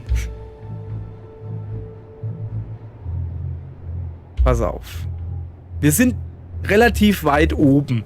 Und dann haben wir es ja geschafft, die erste Mission. Also würde ich sagen, Das bringt hier gar nichts. Wir essen da noch. Nein, das bringt nichts. Das würde Energie bringen. Die will ich mir aber aufheben. Ja. Und wir benutzen die eine Flasche. Zack, jetzt haben wir voller Sauerstoff und dann lassen wir das hier. So. So. Drüben ist eine Höhle. Das ist noch viel zu früh. Also da am Eis will ich definitiv nicht klettern. So, guck mal, hier haben wir jetzt weniger Energiekosten auf Stein. Shit. Geröll, soweit das Auge reicht. Vorsichtig balancierst du auf den Felsen, um nicht umzuknicken. Plötzlich löst sich vor dir ein Schatten aus einer Felsnische und springt auf dich zu. Vor Schreck verlierst du das Gleichgewicht und knallst auf den Boden. Du blickst hoch. Nur ein Schneehase. Aber du hast dir dein Knie blutig geschlagen. 30% Energiekosten auf allen Feldern. Ja, danke. Ja, das macht dann die Schuhe wieder hinfällig hier auf dem Felsen. Vor einem verlassenen Camp liegen ein paar leere Sauerstoffflaschen. Du könntest dir Zeit nehmen, um die Zelle zu durchsuchen. Also das... Ja. Kostet 3 Sauerstoff, kostet 8,8 Sauerstoff und Zeit. Ich habe vergessen, mich vorher umzugucken. Das wäre vielleicht eine gute Idee gewesen.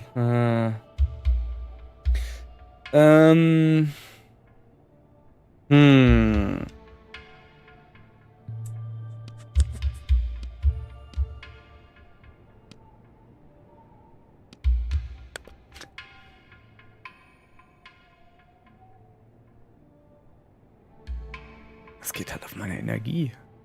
Ich habe gar keinen Bock drauf. Ich habe nur noch ein Zelt. Nee, ja. Ich muss mal gucken, dass ich mit dem Zelt ein bisschen penne. So. Dann ist nämlich das Zelt weg. Komm, dann gucke ich mich gründlich um. Ja, super, hat's voll gebracht jetzt.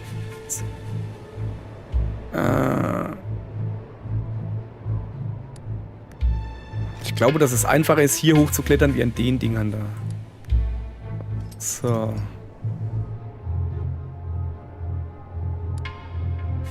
Also das würde extrem viel kosten.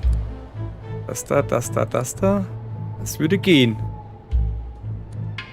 Moment. Und wenn ich hier drauf will? Nee, also so wie ich das davor hatte, ging das schon deutlich am einfachsten. Oben wird es dann Nacht und dann bin ich auch hier oben. Das sieht doch schon mal deutlich besser aus. Ja, das machen wir so. Aber warum will ich da eigentlich hoch? Ist da irgendwas? Nee, es hat überhaupt keinen Sinn, da hoch zu gehen. Ja, also ernsthaft jetzt, da ist doch gar nichts. Das wäre voll dumm. Also, dass ich da hoch muss, das ist klar. Das machen wir jetzt halt. Dann gucken wir uns hier mal ein bisschen um hier. Wir haben es bald geschafft hier, Leute.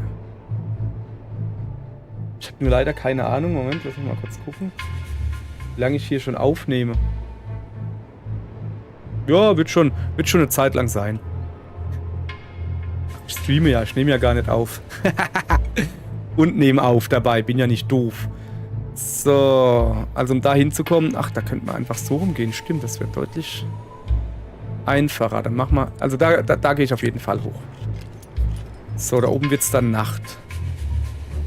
Und nachts ist es dunkel. Und deshalb pennen wir jetzt erstmal eine Runde in dem einen Zelt, was nur noch eine... So.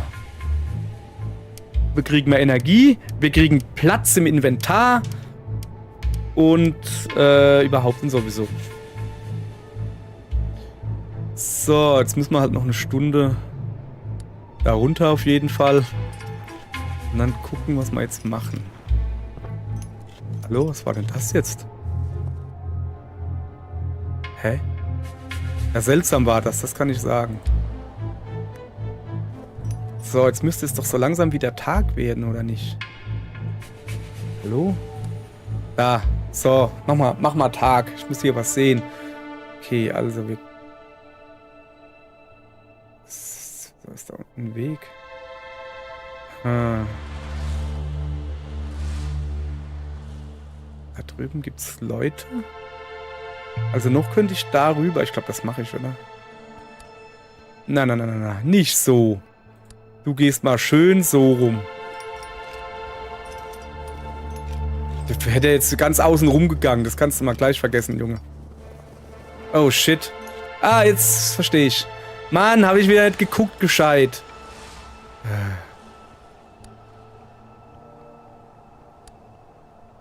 Habe ich natürlich extra gemacht. Moment, bevor wir das jetzt halt machen. Ich muss dann da hoch. Was ist da drüben? Komm. Ah! Mann, ey. Komme ich hier wirklich nicht runter? Hey, jetzt, echt jetzt. Lass das. Oh, ist das schlimm. Ja, man muss, wenn man mit der rechten Maustaste kann man die Aktion abbrechen. Aber nur die letzte Aktion. Was ein bisschen doof ist dann. Moment. Ich komme ja da auch nicht hin, kann das sein? Ey, geh mal weg. Ich muss mich hier umgucken. Also was ich ja machen will, ich will da rüber gehen. Ja, komm. Ich will da rüber gehen und dann... Wir haben ja Zeit, wir haben keinen Zeitdruck direkt. Weißt du, Energie, alles sieht noch okay aus. Da würde ich nämlich sagen, wir gucken uns jetzt erstmal da drüben ein bisschen um und sammeln alles ein, was da geht. Guck mal, das sind 2 Höhlen und alles. Du entdeckst eine große Satteltasche aus Leder, die auf dem Boden liegt. Daneben kannst du verblasste Hufabdrücke entdecken. In der Satteltasche findest du Kräuter. Ja, geil. Noch mehr Kräuter, was auch immer ich damit anfangen soll.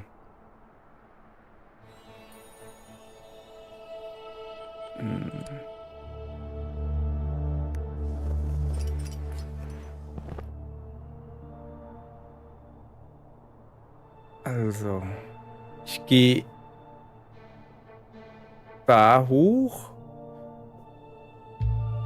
Das Ding ist, ich würde gerne darüber gehen. Soll ich vielleicht erst darüber gehen? Wir haben noch so viel Tag übrig, weißt du? Ja, da gehen wir hin. Wie ist denn das jetzt, wenn wir da durchgehen? Ah, geht automatisch, okay. Du betrittst eine Höhle. Noch ein paar mehr. Windhauch, Innere der Höhle. Ich folge jetzt mal dem Windhauch. Ich folge immer dem Windhauch. Unzählige Stalaktiten, das sind die, die hängen. Stalaktiten, Stalagmiten, die stehen am Boden. Und wenn du da rückwärts gehst und nicht achtest, und dann tut sich mitten in den Hintern pieken. Stalactites hang on tight, Stalagmites might poke you in the ass. Okay, habt ihr wieder was gelernt? Unzählige Stalaktiten hängen an der Decke und versperren dir den Weg. Du suchst geschickt nach Lücken zwischen den Tropfsteinen, duckst dich unter sie hinweg, als du plötzlich ein Knirschen vernimmst. In letzter Sekunde weichst du dem Spitzengeschoss aus, das sich beinahe in deinen Körper gebohrt hätte. Dann gefriert dir das Blut in den Adern. Ein paar Meter neben dir entdeckst du einen mit Stalaktiten gespickten Leichnam. Diese arme Seele hatte offensichtlich nicht so viel Glück wie du. Mit einem mulmigen Gefühl durchsuchst du seinen Fellbeutel. Du findest Vorräte und verstaust sie kurzerhand in deinem Gepäck. Dann drehst du wieder um. Es ist einfach zu gefährlich hier. Es gibt schon wieder Kräuter. Was will ich mit den ganzen Kräutern? So. Nee. Nicht schlafen legen, nicht schlafen legen. Ja, ich verlasse die Höhle. Und dann gehe ich darüber. Nicht schlafen legen. Das dürfte sogar reichen, dass ich, wenn es Nacht ist, wieder ungefähr hier bin. Das könnte gerade passen. So, energiemäßig sieht es auch voll in Ordnung aus. So, du lässt dich auf einem Felsen nieder, um auszuruhen. Eine angenehme Wärme breitet sich langsam in dir aus. Du betastest den Stein, er ist warm. So warm, dass um ihn herum Eis und Schnee geschmolzen sind. Wieso ist dir das vorher nicht aufgefallen? Du schließt die Augen und regenerierst. Wärme? Geisteskraft könnte man gebrauchen, sehe ich gerade. So, okay, dann war das jetzt nicht so mega, aber egal. So, dann machen wir uns mal da oben hin auf. Da will ich hin. Ja, müssen wir halt so machen. Da ist wieder ein Bernardiner. Hinter dir hörst du ein Bellen. Bernardiner, Geschirr, was ist in der Tasche?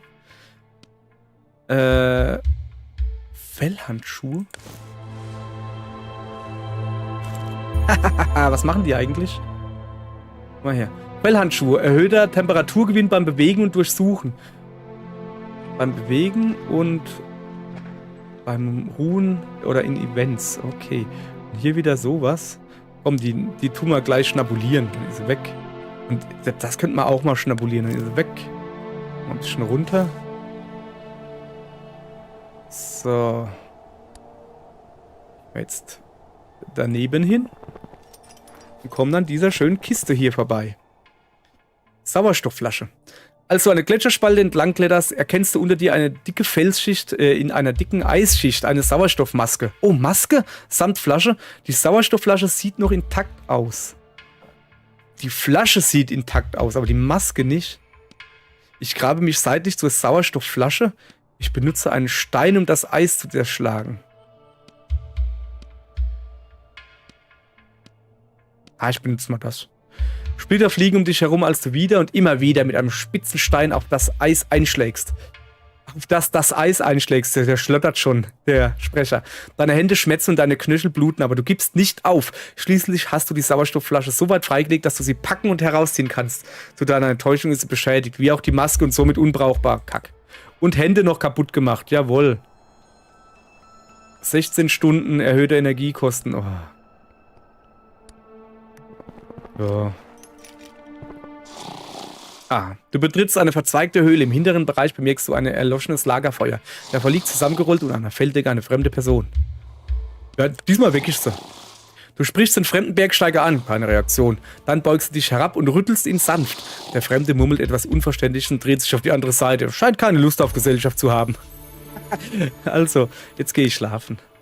Und zwar lange. Und danach machen wir unseren Level ab. So.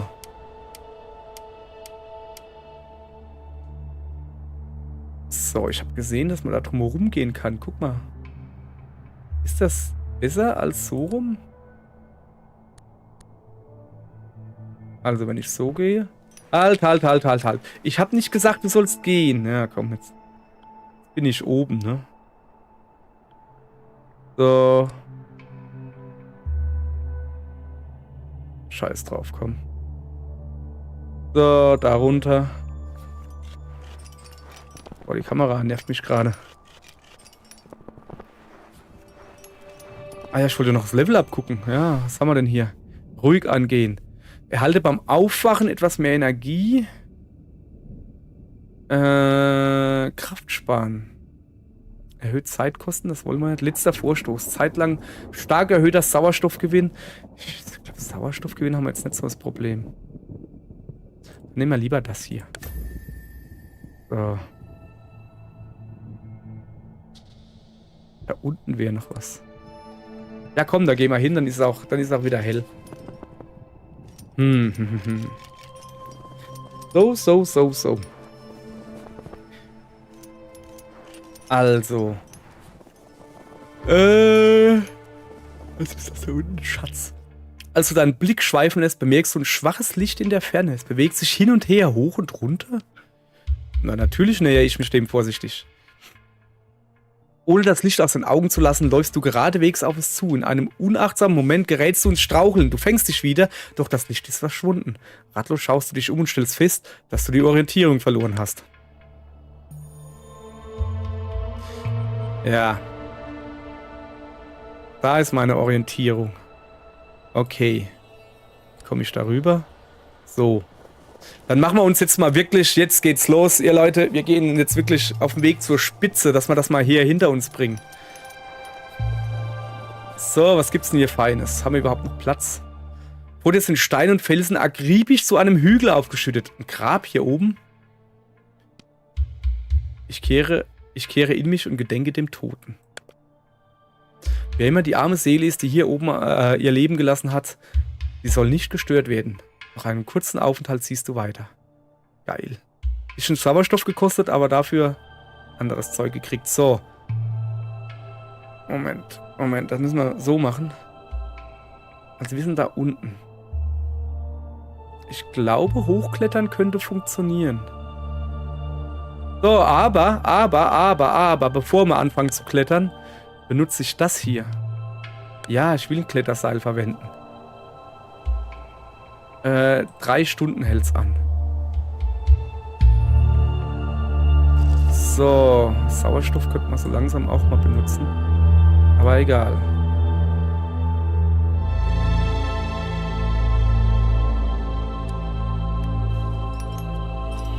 So.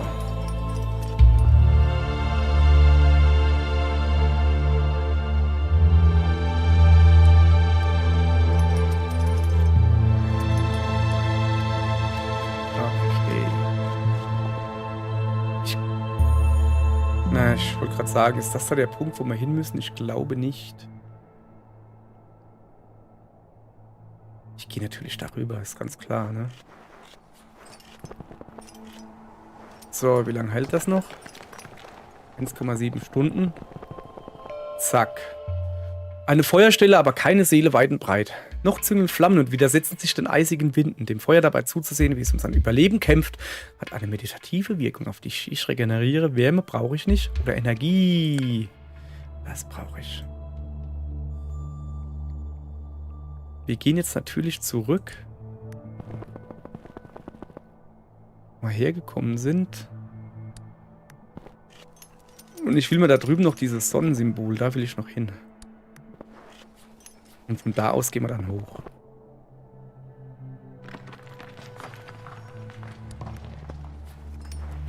So. Dann sind wir ja voll gut dabei, oder? Oh. Erschöpft legst du den Kopf in den Nacken. Dir stockt der Atem und deine Pupillen weiten sich. Über dir fliegt ein Komet und zieht einen kilometerlangen, hell leuchtenden Schweif hinter sich her. Welch ein Spektakel. Die Gefühle übermannen dich. Da ich eine Frau bin, überfrauen sie mich. So, haben wir eigentlich noch... Nee. Na, da will ich hin, genau. Da können wir auch im Dunkeln hinklettern, weißt du? So, komm, wir zoomen mal ein bisschen rein. Das müssen wir noch genießen jetzt. So, hier, guck. Ab, ab, ab. Du packst es. Jawohl, geh weiter. Zack. Erste Mission geschafft. Uhu. Jawohl. Dein Herz ist leicht und erfüllt vor Freude, als du auf dem Gipfel stehst. Alle Strapazen sind vergessen. Du genießt den Augenblick, er gehört ganz dir. Was für ein Abenteuer, was für ein Ausblick. Am Horizont erblickst du weitere Gipfel, höher noch als der, auf dem du stehst. Und auf einem der Gipfel ragt etwas in den Himmel. Lang und schmal. Tatsächlich, guck, da hinten sieht man's. Aus der Entfernung ähnelt es einer Antenne, aber das kann nicht sein, oder doch? Du willst es dir näher ansehen. Deine Abenteuerlust ist noch lange nicht gestillt. Stimmt. Vorher musst du es allerdings aus der Todeszone schaffen und einen sicheren Ort zum Rasten finden. Was? Ich muss wieder runter? Okay, wir kriegen hier auf jeden Fall...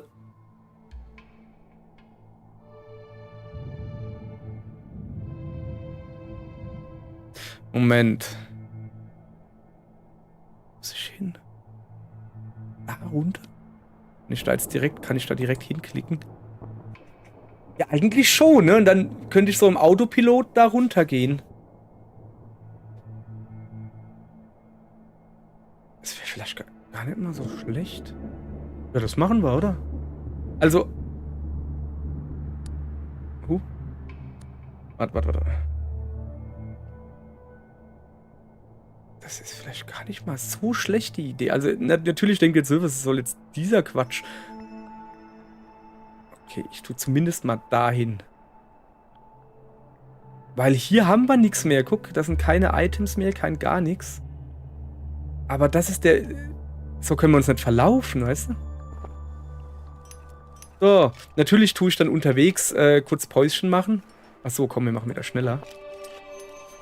Dann tue ich unterwegs kurz ein kleines Päuschen oder so machen. Um meine Energie aufzufrischen. Beziehungsweise wir kommen unten an und sind noch grün. Dann können wir auch da unten... Guck mal, wir hätten dann da drüben rumgehen können, aber... Ja, okay. Ah, guck mal, da ist sogar irgend so ein Dingens. Ah, eine Höhle. Ja, das ist ja perfekt. So, hier. Eine Höhle. Du betrittst eine Höhle. Sie ist trocken und windgeschützt. Im hinteren Teil der Höhle nimmst du einen schwachen Lichtschimmer wahr. Ja? Folge dem Licht. Du folgst dem Lichtschein. Als du näher kommst, erkennst du, dass es sich um 100 Glühwürmchen handelt. Faszinierend. Ja, faszinierend. Also, dann lege ich mich natürlich schlafen und zwar lang. Bisschen Ausdauer und Energie regenerieren. Alles super hier. So, sehr schön. Level Up gleich mal angucken. Was haben wir hier? Weniger Nachteile beim Schlafen ohne Zelt. Brauchen wir jetzt halt auch nicht mehr, ne? Reduziert Energiekosten beim Bewegen, aber erhöht Zeitkosten und hier...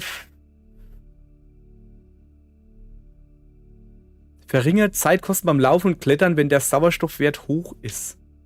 Aber wie hoch ist hoch?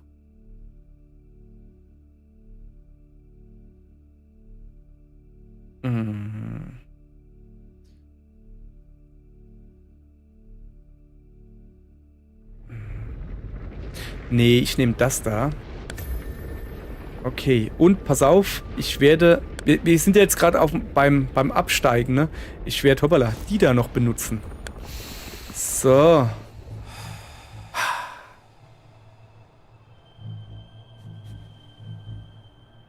Wo wollen wir hin? Da runter, gell? Okay, pass auf. Geh erstmal dahin. Weil ich werde jetzt nämlich wieder mal da unten meine Schneeschuhe anziehen. Huch. Bei dem Versuch, über einen Geröllhaufen zu springen, rutschst du ab und klemmst deinen Fuß in einer schmalen Felsspalte ein. Dein Knöchel schmerzt. Ich ziehe den Fuß ruckartig raus. Ich räume das Geröll weg. Mühsam schiebst du Felsbrocken für Felsbrocken zur Seite. Falls dein Knöchel verstaucht ist, möchtest du kein Risiko eingehen. Nach einer Weile ist der Spalt so breit, dass du deinen Fuß vorsichtig rausziehen kannst. Du tastest ihn ab. Bloß eine Schürfwunde.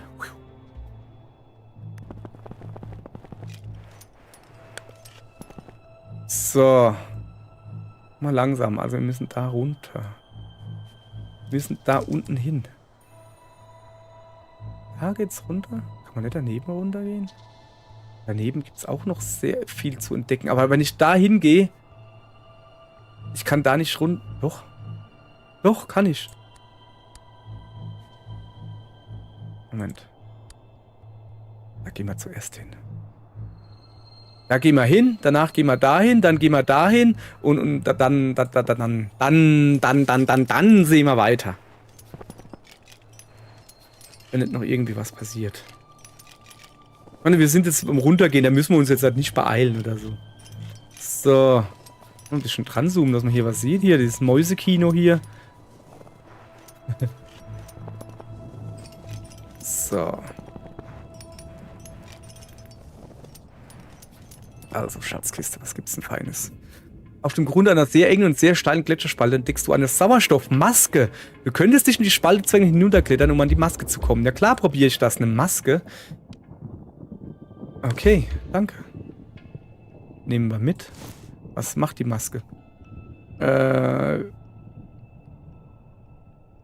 Okay. Und das da ist Gesundheitsverlust in Events. Wir sind noch so, dass es sich rentiert, hier jetzt erstmal noch die Maske aufzuziehen. Weil wir sind noch über 6000 Meter. Die tue ich dann nachher abändern. Also der Plan ist jetzt, wir gehen natürlich dahin, dann gehen wir darüber und da machen wir dann Pause. Ah, ist wieder Steinadler. Nur ein paar Meter vor dir landet unerwartet und majestätisch ein Steinadler. Fasziniert beobachtest... An dem Fort bin ich vorhin schon gescheitert. Beobachtest du das Tier, das sich nicht vor dir zu fürchten scheint. Du kannst es dir nicht erklären, aber diese Begegnung hat was Magisches. Wärme? Beides nicht. Ja, komm, mach mal das da. Dann wenigstens ein bisschen. So, jetzt zu dir will ich. Ja, zu dir will ich. Zu dir will ich, ganz wollig, hoffe ich doch. So. Bim. Vor einer windschiefen Hütte sitzt eine alte Frau. Ihr zahnloses Gesicht lächelt dich freundlich an. Mit Handzeichen lädt sie dich ein, Platz zu nehmen und dich auszuruhen. Du tust, wie sie sagt, und du regenerierst. Yeah, baby. Gesundheit. Ach so, ich brauche keine Gesundheit. Shit. Wärme. Ja, dann nehmen wir halt Wärme.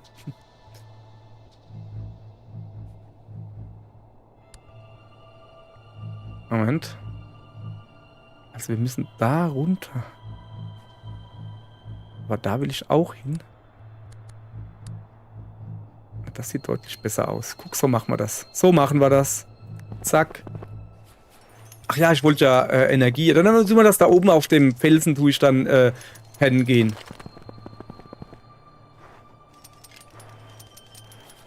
So. Unter einem Fallschirm erhebt sich ein großer rechteckiger Gegenstand. Du schiebst den löchrigen und fleckigen Stoff zur Seite und legst eine metallene Box frei. Ob darin Waren transportiert wurden? Einen Moment. So. Ich weiß nicht. Du hast Glück und findest Ausrüstung. Ja, was finde ich denn? Was ist denn das? Schuhe, also Steigeisen, ja. Geil, nehmen wir mit, ne? So. Was macht das da? Körpertemperatur. Komm, komm, wir brauchen sie nicht wirklich. Also wir lassen das so. Ich muss jetzt nicht hier mit aller Gewalt mein Zeug fressen. Und vielleicht kriege ich ja irgendwie am Ende was. Also so weit bin ich jetzt bisher noch nicht gekommen. Ich war wirklich kurz vor der Spitze, musste nur noch ein Feld hochgehen und dann hätte ich es geschafft. Und dann dachte ich so, nee, das will ich mal mit Streamen ausprobieren. Okay, eine Blume. Dein Blick wandert über den Boden, während du auf einem schmalen Gebirgskamm balancierst. Da ist doch was. Zwischen Felsen verborgen und mit einer feinen Eisschicht belegt, beleuchtet ein Blumengewächs in kräftigen Farben. Du beugst dich über den Blütenkelch und atmest einen zarten Duft. Warme Glücksgefühle durchströmen dich. Cool. XP. Oh, danke. Aber ich komme hier nicht runter, richtig? Ja. Also ich will dahin. Ich gehe genau diesen Weg. Da unten gibt's mehr. Ich da runter gehe. Ne? Und dann da hinten hin. Ja. So machen wir das. Aber Zelt aufschlagen, ihr Leute. Eine Runde pennen gehen. Jo, ich will pennen. Ich will lange schlafen. So. Ey, der Aufstieg haben wir ja geschafft. Beim Abstieg, da lassen wir uns jetzt mal schön Zeit, ne? Es ist ja voll Spaß. Wie man so schön sagt. So, jetzt sehe ich auch, was da unten los ist. Ja, aber was ist da unten los? Da ist wer. Oh, oh, oh. Gehen wir da zuerst hin. So, wenn da schon mal eine Höhle ist. Oder? Oh, was ist hier los? Vor dir fällt das Gelände steil ab, ist komplett bedeckt mit Geröllplatten und Felsbrocken. Ich klettere über das Geröll. Ah, wir haben Zeit, komm. Deine Alarmglocken schrillen, als du das Gestein prüfst. Eine falsche Bewegung und schon löst du eine Gerölllawine aus. Ein Umweg ist wohl die bessere Entscheidung. Ja, sag ich doch. Pass auf, wir machen das nämlich so. Wir gehen da erst runter und dann hoch in die Höhle.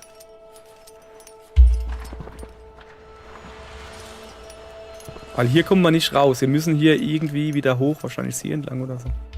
Oh, eine Ziege! Du begegnest einer gewöhnlichen Bergziege. Sie knabbert ein paar Kräutern. Ich verjage sie, ich nähere mich ihr freundlich. Ich füttere sie mit Dosenessen. Ich nähere mich ihr freundlich. Also mein Dosenessen will ich ihr nicht geben. Aber ich würde ihr Kräuter geben, wenn sie will. Die Ziege schaut dich verständnislos an. Läuft lieber weiter. Was geht mit dem? So. Todeszone. Ich bin wieder in der Todeszone. Okay. Ein Geräusch. Du betrittst eine weitläufige Höhle. Mehrere Gänge führen tief in den Berg. Du lauschst. Aus einem der Gänge dringt ein metallenes Klopfen an dein Ohr, als würde jemand mit einem Hammer gegen ein Heizungsrohr schlagen. Natürlich folge ich. Du gehst ein paar Schritte in den Gang. Das Klopfen wird lauter, doch in der Dunkelheit lässt sich kaum erahnen, wie weit du von der Geräuschquelle entfernt bist. Ich gehe weiter.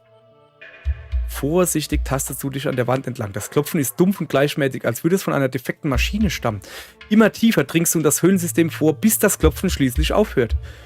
Du wartest einen Augenblick, doch nichts passiert. Nur endlose Finsternis und bittere Kälte. Was hast du dir bei der Aktion nur gedacht? Ja... Frustriert machst du kehrt und stolperst die Gänge zurück. Nach einer Weile bleibst du stehen. Hast du dich etwa verirrt? Die Kälte kriecht in deine Knochen. Du gehst weiter. Immer noch nichts. Erst nach einer gefühlten Ewigkeit findest du zum Höhleneingang zurück. Der Schreck sitzt dir tief in den Knochen. Shit. Okay. Ja, hoffe ich lege mich lange schlafen. Kriege ich wenigstens. Also Sauerstoff ist, ja, wird jetzt abgezogen, ist jetzt aber auch nicht mehr so wichtig. Ich meine, wir sind jetzt knapp über 6000 Meter. Das ist schon... Ach komm, dann nehmen wir das auch noch mit. Shit. Ich gehe wieder komplett weg von meinem Pfad. Ich wollte doch eigentlich... Okay. Als dein Blick über die senkrecht aufragende Steinwand wandert, bleibt er an einem gusseisernen Ring hängen. Alte Kletterhaken. Du legst deinen Kopf in den Nacken. Dort, wo die Haken hinführen, erkennst du ein kleines Plateau. Warum sich jemand die Mühe gemacht hat, es zu erreichen? Natürlich! Oh weh. Auf halber Strecke schaust du runter. Ein Aufprall aus dieser Höhe könnte tödlich sein. In diesem Moment löst sich der Haken, der dein Gewicht hält. Reflexartig fasst du in eine Felsspalte und klammerst dich wie ein Insekt an die Steinwand. Mit ganzer Kraft schiebst du dich nach oben, Zentimeter um Zentimeter, bis schließlich das Plateau erreicht ist und du dich in einer Felsnische verkriechst. Du bist noch ganz aufgewühlt, als du eine Hinterlassenschaft eines früheren Bergsteigers entdeckst. Ausrüstung! Ja, was gibt's denn? Gescheite Kletterhandschuhe. Was machen die? Energiekosten auf allen Feldern. Und das sind Fellhandschuhe. Die Körpertemperatur. Das brauchen wir auf jeden Fall. Es wird ordentlich geklettert. Kann ich die vielleicht dahin machen? Aber da kommt wahrscheinlich eine Hacke hin. Was ist eigentlich mit dem da? Kann ich das da hin machen? Nee. Und das da? Ich weiß nicht, was daneben rein sollte. Komm, ich esse mal wieder so ein Blümchen. Moment, da muss ich das irgendwie anders anordnen hier. So. Ich will schon mal ganzes Zeug mitnehmen hier. So, jetzt müssen wir uns natürlich mal wieder... Also irgendwie habe ich mich jetzt... Oh, jetzt sehe ich nicht mehr, wo ich hin muss. Ah, doch, da runter. Ja, komm, dann machen wir mal das genau so, was ich jetzt gerade gemacht habe, wenn ich es nochmal anklicken kann. Und gucken uns derzeit ein bisschen um dabei. Ja, gibt irgendwie nicht viel umzugucken, ne? Oh, noch eine Ziege. Dir begegnet wieder eine gewöhnliche Bergziege. Sie steht hinter einem Stein und zeigt mit ihrem Haupt energisch in deine Laufrichtung. Will sie dich warnen? Ich verstecke mich auch hinter dem Stein. Wenige Meter vor dir läuft eine große Raubkatze. Sie bemerkt weder dich noch die Ziege. Alter, danke Ziege, danke. Krass, und ein Level abgekriegt. Mann, das ist meine Glücksziege hier. 100% Erfahrungsgewinn in Events. Kraft sparen oder... Nee, das brauche ich gar nicht. Ja, komm, machen wir das wieder. Erfahrungsgewinn ist immer gut. So, weiter geht's. Da runter wollten wir. Die gute Ziege hier. Ich glaube, da unten waren wir schon mal. Kann das sein? So. Also, wir dackeln jetzt dahin. Oh, was ist hier los? Auf allen Vieren krabbelst du einen Abhang hoch. Dann spürst du ein Beben. Felsbrocken, groß wie ein Wagenrad, rollt auf dich zu. Ich kann mich nicht zur Seite... Oh, fuck. Ich rühre mich nicht. Wie angewurzelt bleibst du stehen. Der Felsbrocken kommt immer näher und rauscht an dir vorbei in die Tiefe. Du atmest durch. Du hast die Situation richtig eingeschätzt. Gut. So. Was ist denn das da? Ah, das sind ja... Da gehen die Berge los. So, komm mal her. So, also wir kommen dann an und haben nur noch wenig Energie. Aber, guck, Todeszone verlassen. Siehst du, das meine ich mit, da gehen die Berge los. So, wir sehen unser Ziel. Das ist schon mal gut. Ah, da ist wieder ein Steinadler. Okay, ich will... Ja, wir haben halt. So, haben wir eigentlich noch ein Zelt? Ja, ich meine, unser Ziel ist vor Augen. Da kann man auch nochmal das Zelt hier benutzen, ja. Und diesmal schlafen wir kurz oder lang. Ja komm, dann schlafen wir schon lang, ne? So. Junge, das ist immer noch die erste Mission. Ich meine ja nur. Könnten wir irgendwie sowas gebrauchen? Also Wärme haben wir fast gar nicht gebraucht hier irgendwie. Da unten ist... Nee, komm, mir. Ja, Leute, wir bringen das jetzt nach Hause. Fertig. Irgendwann ist auch mal gut. Oder ja, wir können zumindest mal umgucken. Vielleicht finden wir ja in der Nähe was.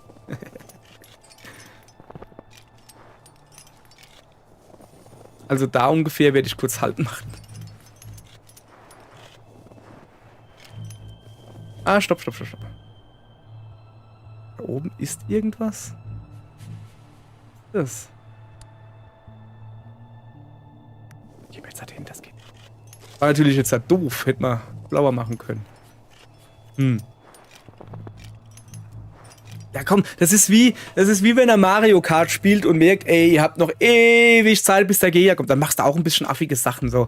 Du öffnest, also da ist ein Handel. Du öffnest vorsichtig die Tür zu einer Baracke. Bücher und andere Unterlagen stapeln sich bis unter die Decke. Als du eintreten willst, steht plötzlich eine hochgewachsene Frau mit langen weißen Haaren vor dir. Sie redet schnell in einer dir fremden Sprache. Als du verständnislos mit den Schultern zuckst, verschwindet sie und kommt darauf mit ein paar Habseligkeiten zurück. Ein Tauschhandel also.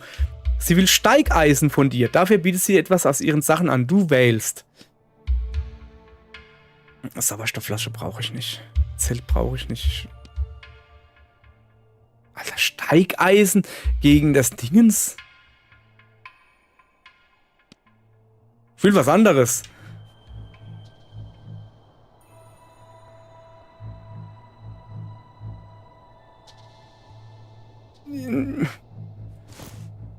Das wollte ich nicht. Das sind meine Steigeisen los. Ich hab doch gesagt, ich will was anderes. Ich fühle mich gerade irgendwie veräppelt von der Frau. Hat das doch extra gemacht. Die hat gedacht, komm, die blöden Touristen da, die vergackeiern Mama. Mann. Wieso geht denn der so? Wieso geht er denn nicht? Ach ja. So, warte mal kurz. Erstmal umgucken hier. So. Hab ich eigentlich meine oh, schön, es wird Tag. Hab ich eigentlich meine Schneeschuhe gerade an?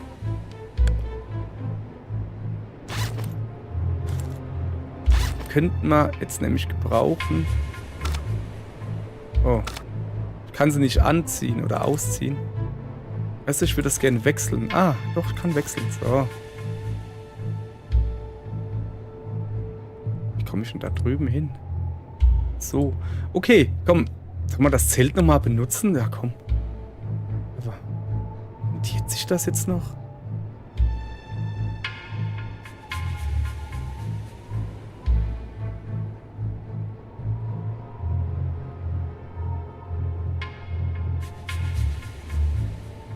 Ich weiß halt nicht. Ob sich das rentiert, darüber zu gehen. Und deshalb ein Zelt zu benutzen. Ja, dann...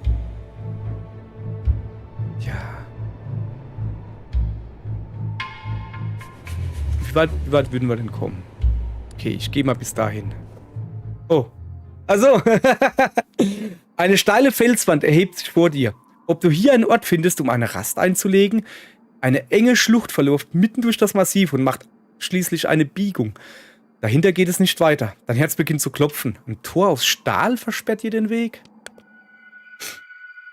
Du gehst näher heran, um das Tor zu untersuchen. Plötzlich ein Brummen und Quietschen. Erschrocken machst du einen Schritt zurück, als sich die Torflügel langsam einen Spalt öffnen. Gleißendes Licht strömt heraus und Pfeifen dringt an dein Ohr. Wie in Trance gehst du ins Licht, setzt einen Schritt nach dem anderen. Die Welt um dich herum beginnt sich zu drehen, immer schneller. Schwindel überkommt dich, das Pfeifen wird schriller und lauter. Du stolperst, suchst Halt, doch du findest keinen. Dann stürzt du in endlose Tiefe. Ist, glaube ich, nicht so cool.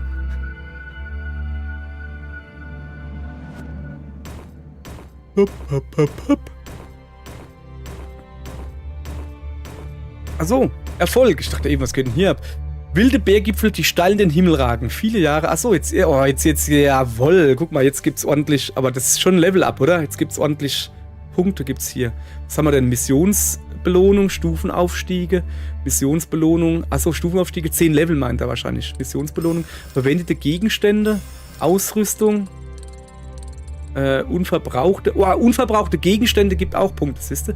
Stunden bei Nacht gelaufen, Stunden in der Todeszone gelaufen, Stunden bei schlechtem Wetter, Stunden bei Nacht geklettert, Stunden in der Todeszone geklettert, Stunden bei schlechtem Wetter geklettert und überquertes gefährliches Terrain und erlebte Ereignisse 51. Junge, das hat sich voll rentiert. Guck mal, was ist denn das da?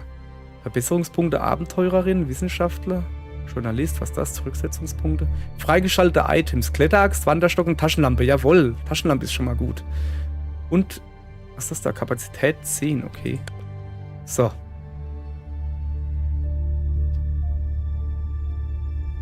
Okay. Du schlägst die Augen auf. Wo bist du? Was ist geschehen? Du versuchst dich zu erinnern. Da war dieses Tor, durch das du gegangen bist.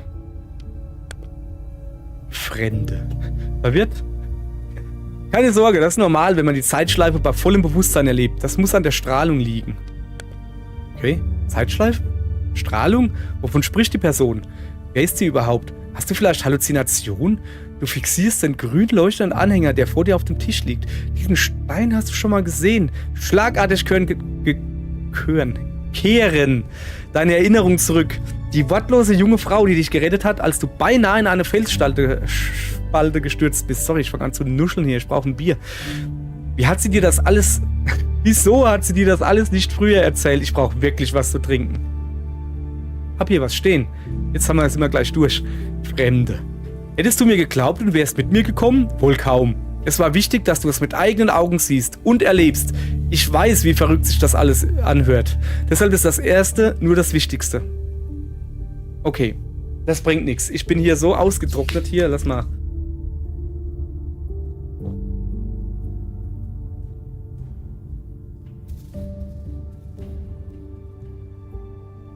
So, sorry, ich bin hier total... Weißt du, wenn man sich den Mund trocken labert und dann anfängt schummrig wird, weil man lange nichts mehr getrunken hat, egal. Deshalb fürs Erste nur das Wichtigste. Wir sind in einer Zeitschleife und stecken auf der Insel fest. Ich habe jedoch eine Idee, wie wir hier wegkommen. Ich muss allerdings noch Berechnungen vornehmen. Du kannst mir jetzt schon behilflich sein. Sobald du dich bereit dazu fühlst, solltest du wieder rausgehen und mir Informationen beschaffen. Du würdest außerdem besser und erfahrener werden. Nimm meinen Anhänger. Er ist nicht nur unsere einzige Chance, die Zeitschleife rückgängig zu machen, er bringt dich auch zur Station, wenn die Zeit zurückgesetzt wird. Ich hoffe nicht wirklich, dass es ein Zeitlimit gibt irgendwann, weil sonst höre ich sofort auf. Erkunde zuerst die Gegend und mach dich mit der Macht des Steins vertraut. Ich verlange viel, aber es gibt keine Alternative. Du musst mir glauben. Okay.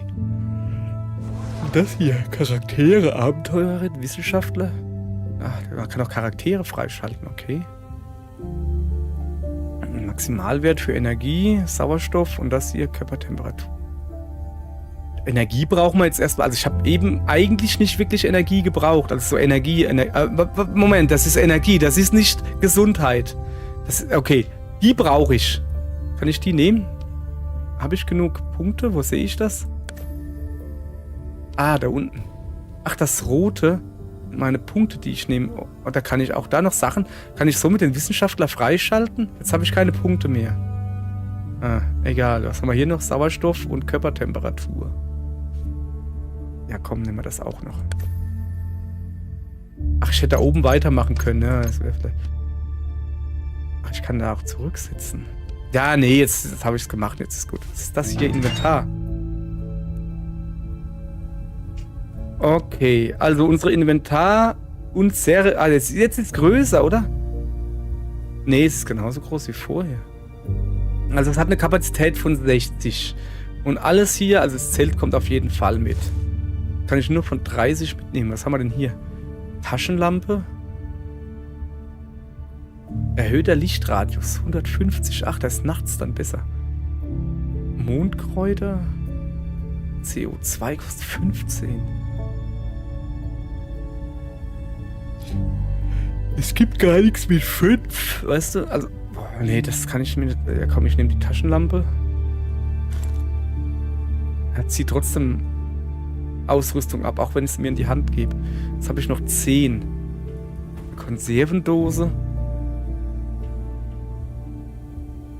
Die Mondkräuter waren am sinnlosesten bisher. Was ist das da? Ein Sicherungsseil. Ignoriere gefährliches Terrain für eine begrenzte Zeit. Die habe ich aber eigentlich nicht gebraucht. Was ist das da? Ein Wanderstock. Zeitkosten verringern. Aha. Die Taschenlampe macht es ja nur nachts heller. Eigentlich wäre das da und das da die beste Idee. Aber ich will in die Höhlen reingucken. Ich bin so auf den Höhlen reingegangen, wo es dann hieß, es ist so dunkel.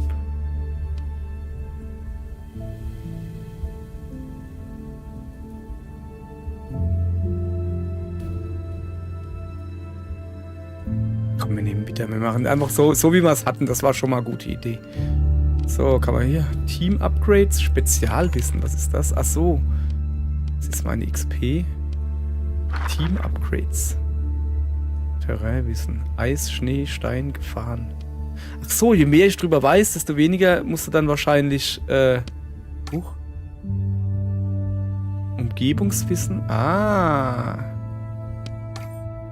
Ereigniswissen. Ich verstehe. Also wenn du da dann Level-Ups kriegst und die bleiben dann permanent wahrscheinlich.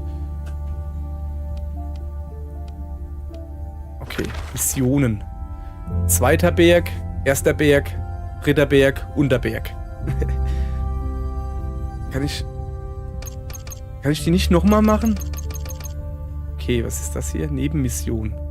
Also ich kann aber andere grundsätzlich schon mal machen. Investigativer Journalismus. Gerüchten zufolge hat sich ein Journalist auf den Berg verirrt. Finde ihn und nutze seine investigativen Fähigkeiten, um einen Weg aus der Zeitschleife zu finden. Suche nach Spuren, die sich zum Journalisten führen. Und das hier ist... Finde 3 Zeitanomalien. Erreiche danach den Zielort. Steige auf den Gipfel. Erreiche danach den Zielort. Ich finde das da interessant. Falls beendet mit Abenteurerin, kriege ich 1000 Umgebungswissen, aber da ist kalt. Kalt ist es da. Also die Quest will ich machen. Aber da nehme ich mir lieber ein Heizgetränk mit. Heizgetränk? Da, sowas da, weißt du. So. Also. Ich würde jetzt auch mal sagen, ich habe hier keine Ahnung, ich sehe hier irgendwie bei mir keine Uhr. Wie lange ich schon aufnehme, warum eigentlich nicht? Moment, ich muss das mal größer machen. Jetzt sehe ich eine Uhr. Wunderbar. 1 Stunde 51. Ey, das reicht jetzt aber auch mal. Ich werde heute Abend oder so wahrscheinlich noch eine Runde zocken, weil das hat schon Spaß gemacht. Ja, genau. Werde ich heute Abend noch ein bisschen streamen. Das war irgendwie voll cool. Also, wer will, kann sich das jetzt schon auf meinem Kanal angucken. Natürlich nehme ich das und bastel daraus dann normale Videos. Hey, ich sehe mich gerade selbst. Und bastel daraus dann normale Videos, die ich auf dem Kanal halt als normale Folgen hochlade. Wer will, kann sich das jetzt halt angucken. Kriegt ja quasi fast das Gleiche. Nur, dass mein Gelaber hier und das Nasegepopel noch drauf ist. Das werde ich dann wahrscheinlich rausschneiden. Oder ich werde da mehrere Folgen draus machen. Das ist natürlich noch besser. 2 Stunden hier ist schon... Okay, so machen wir's, oder? Gute Idee. Dann sage ich jetzt mal Tschüss. Und wenn jetzt hier, was ich mir hier mit meinem Stream Deck und OBS zusammengefriemelt hat, wenn das jetzt funktionieren würde, was es ja aber nicht tut, könnte ich euch jetzt ausfaden lassen. Wobei ich mir sicher bin, dass das Ausfaden funktioniert. Aber das Einfaden nicht. Wir werden sehen. Also, das war's mit dem Stream. Und mit der Aufnahme. Tschö. Guck mal hier, Ausfaden funktioniert.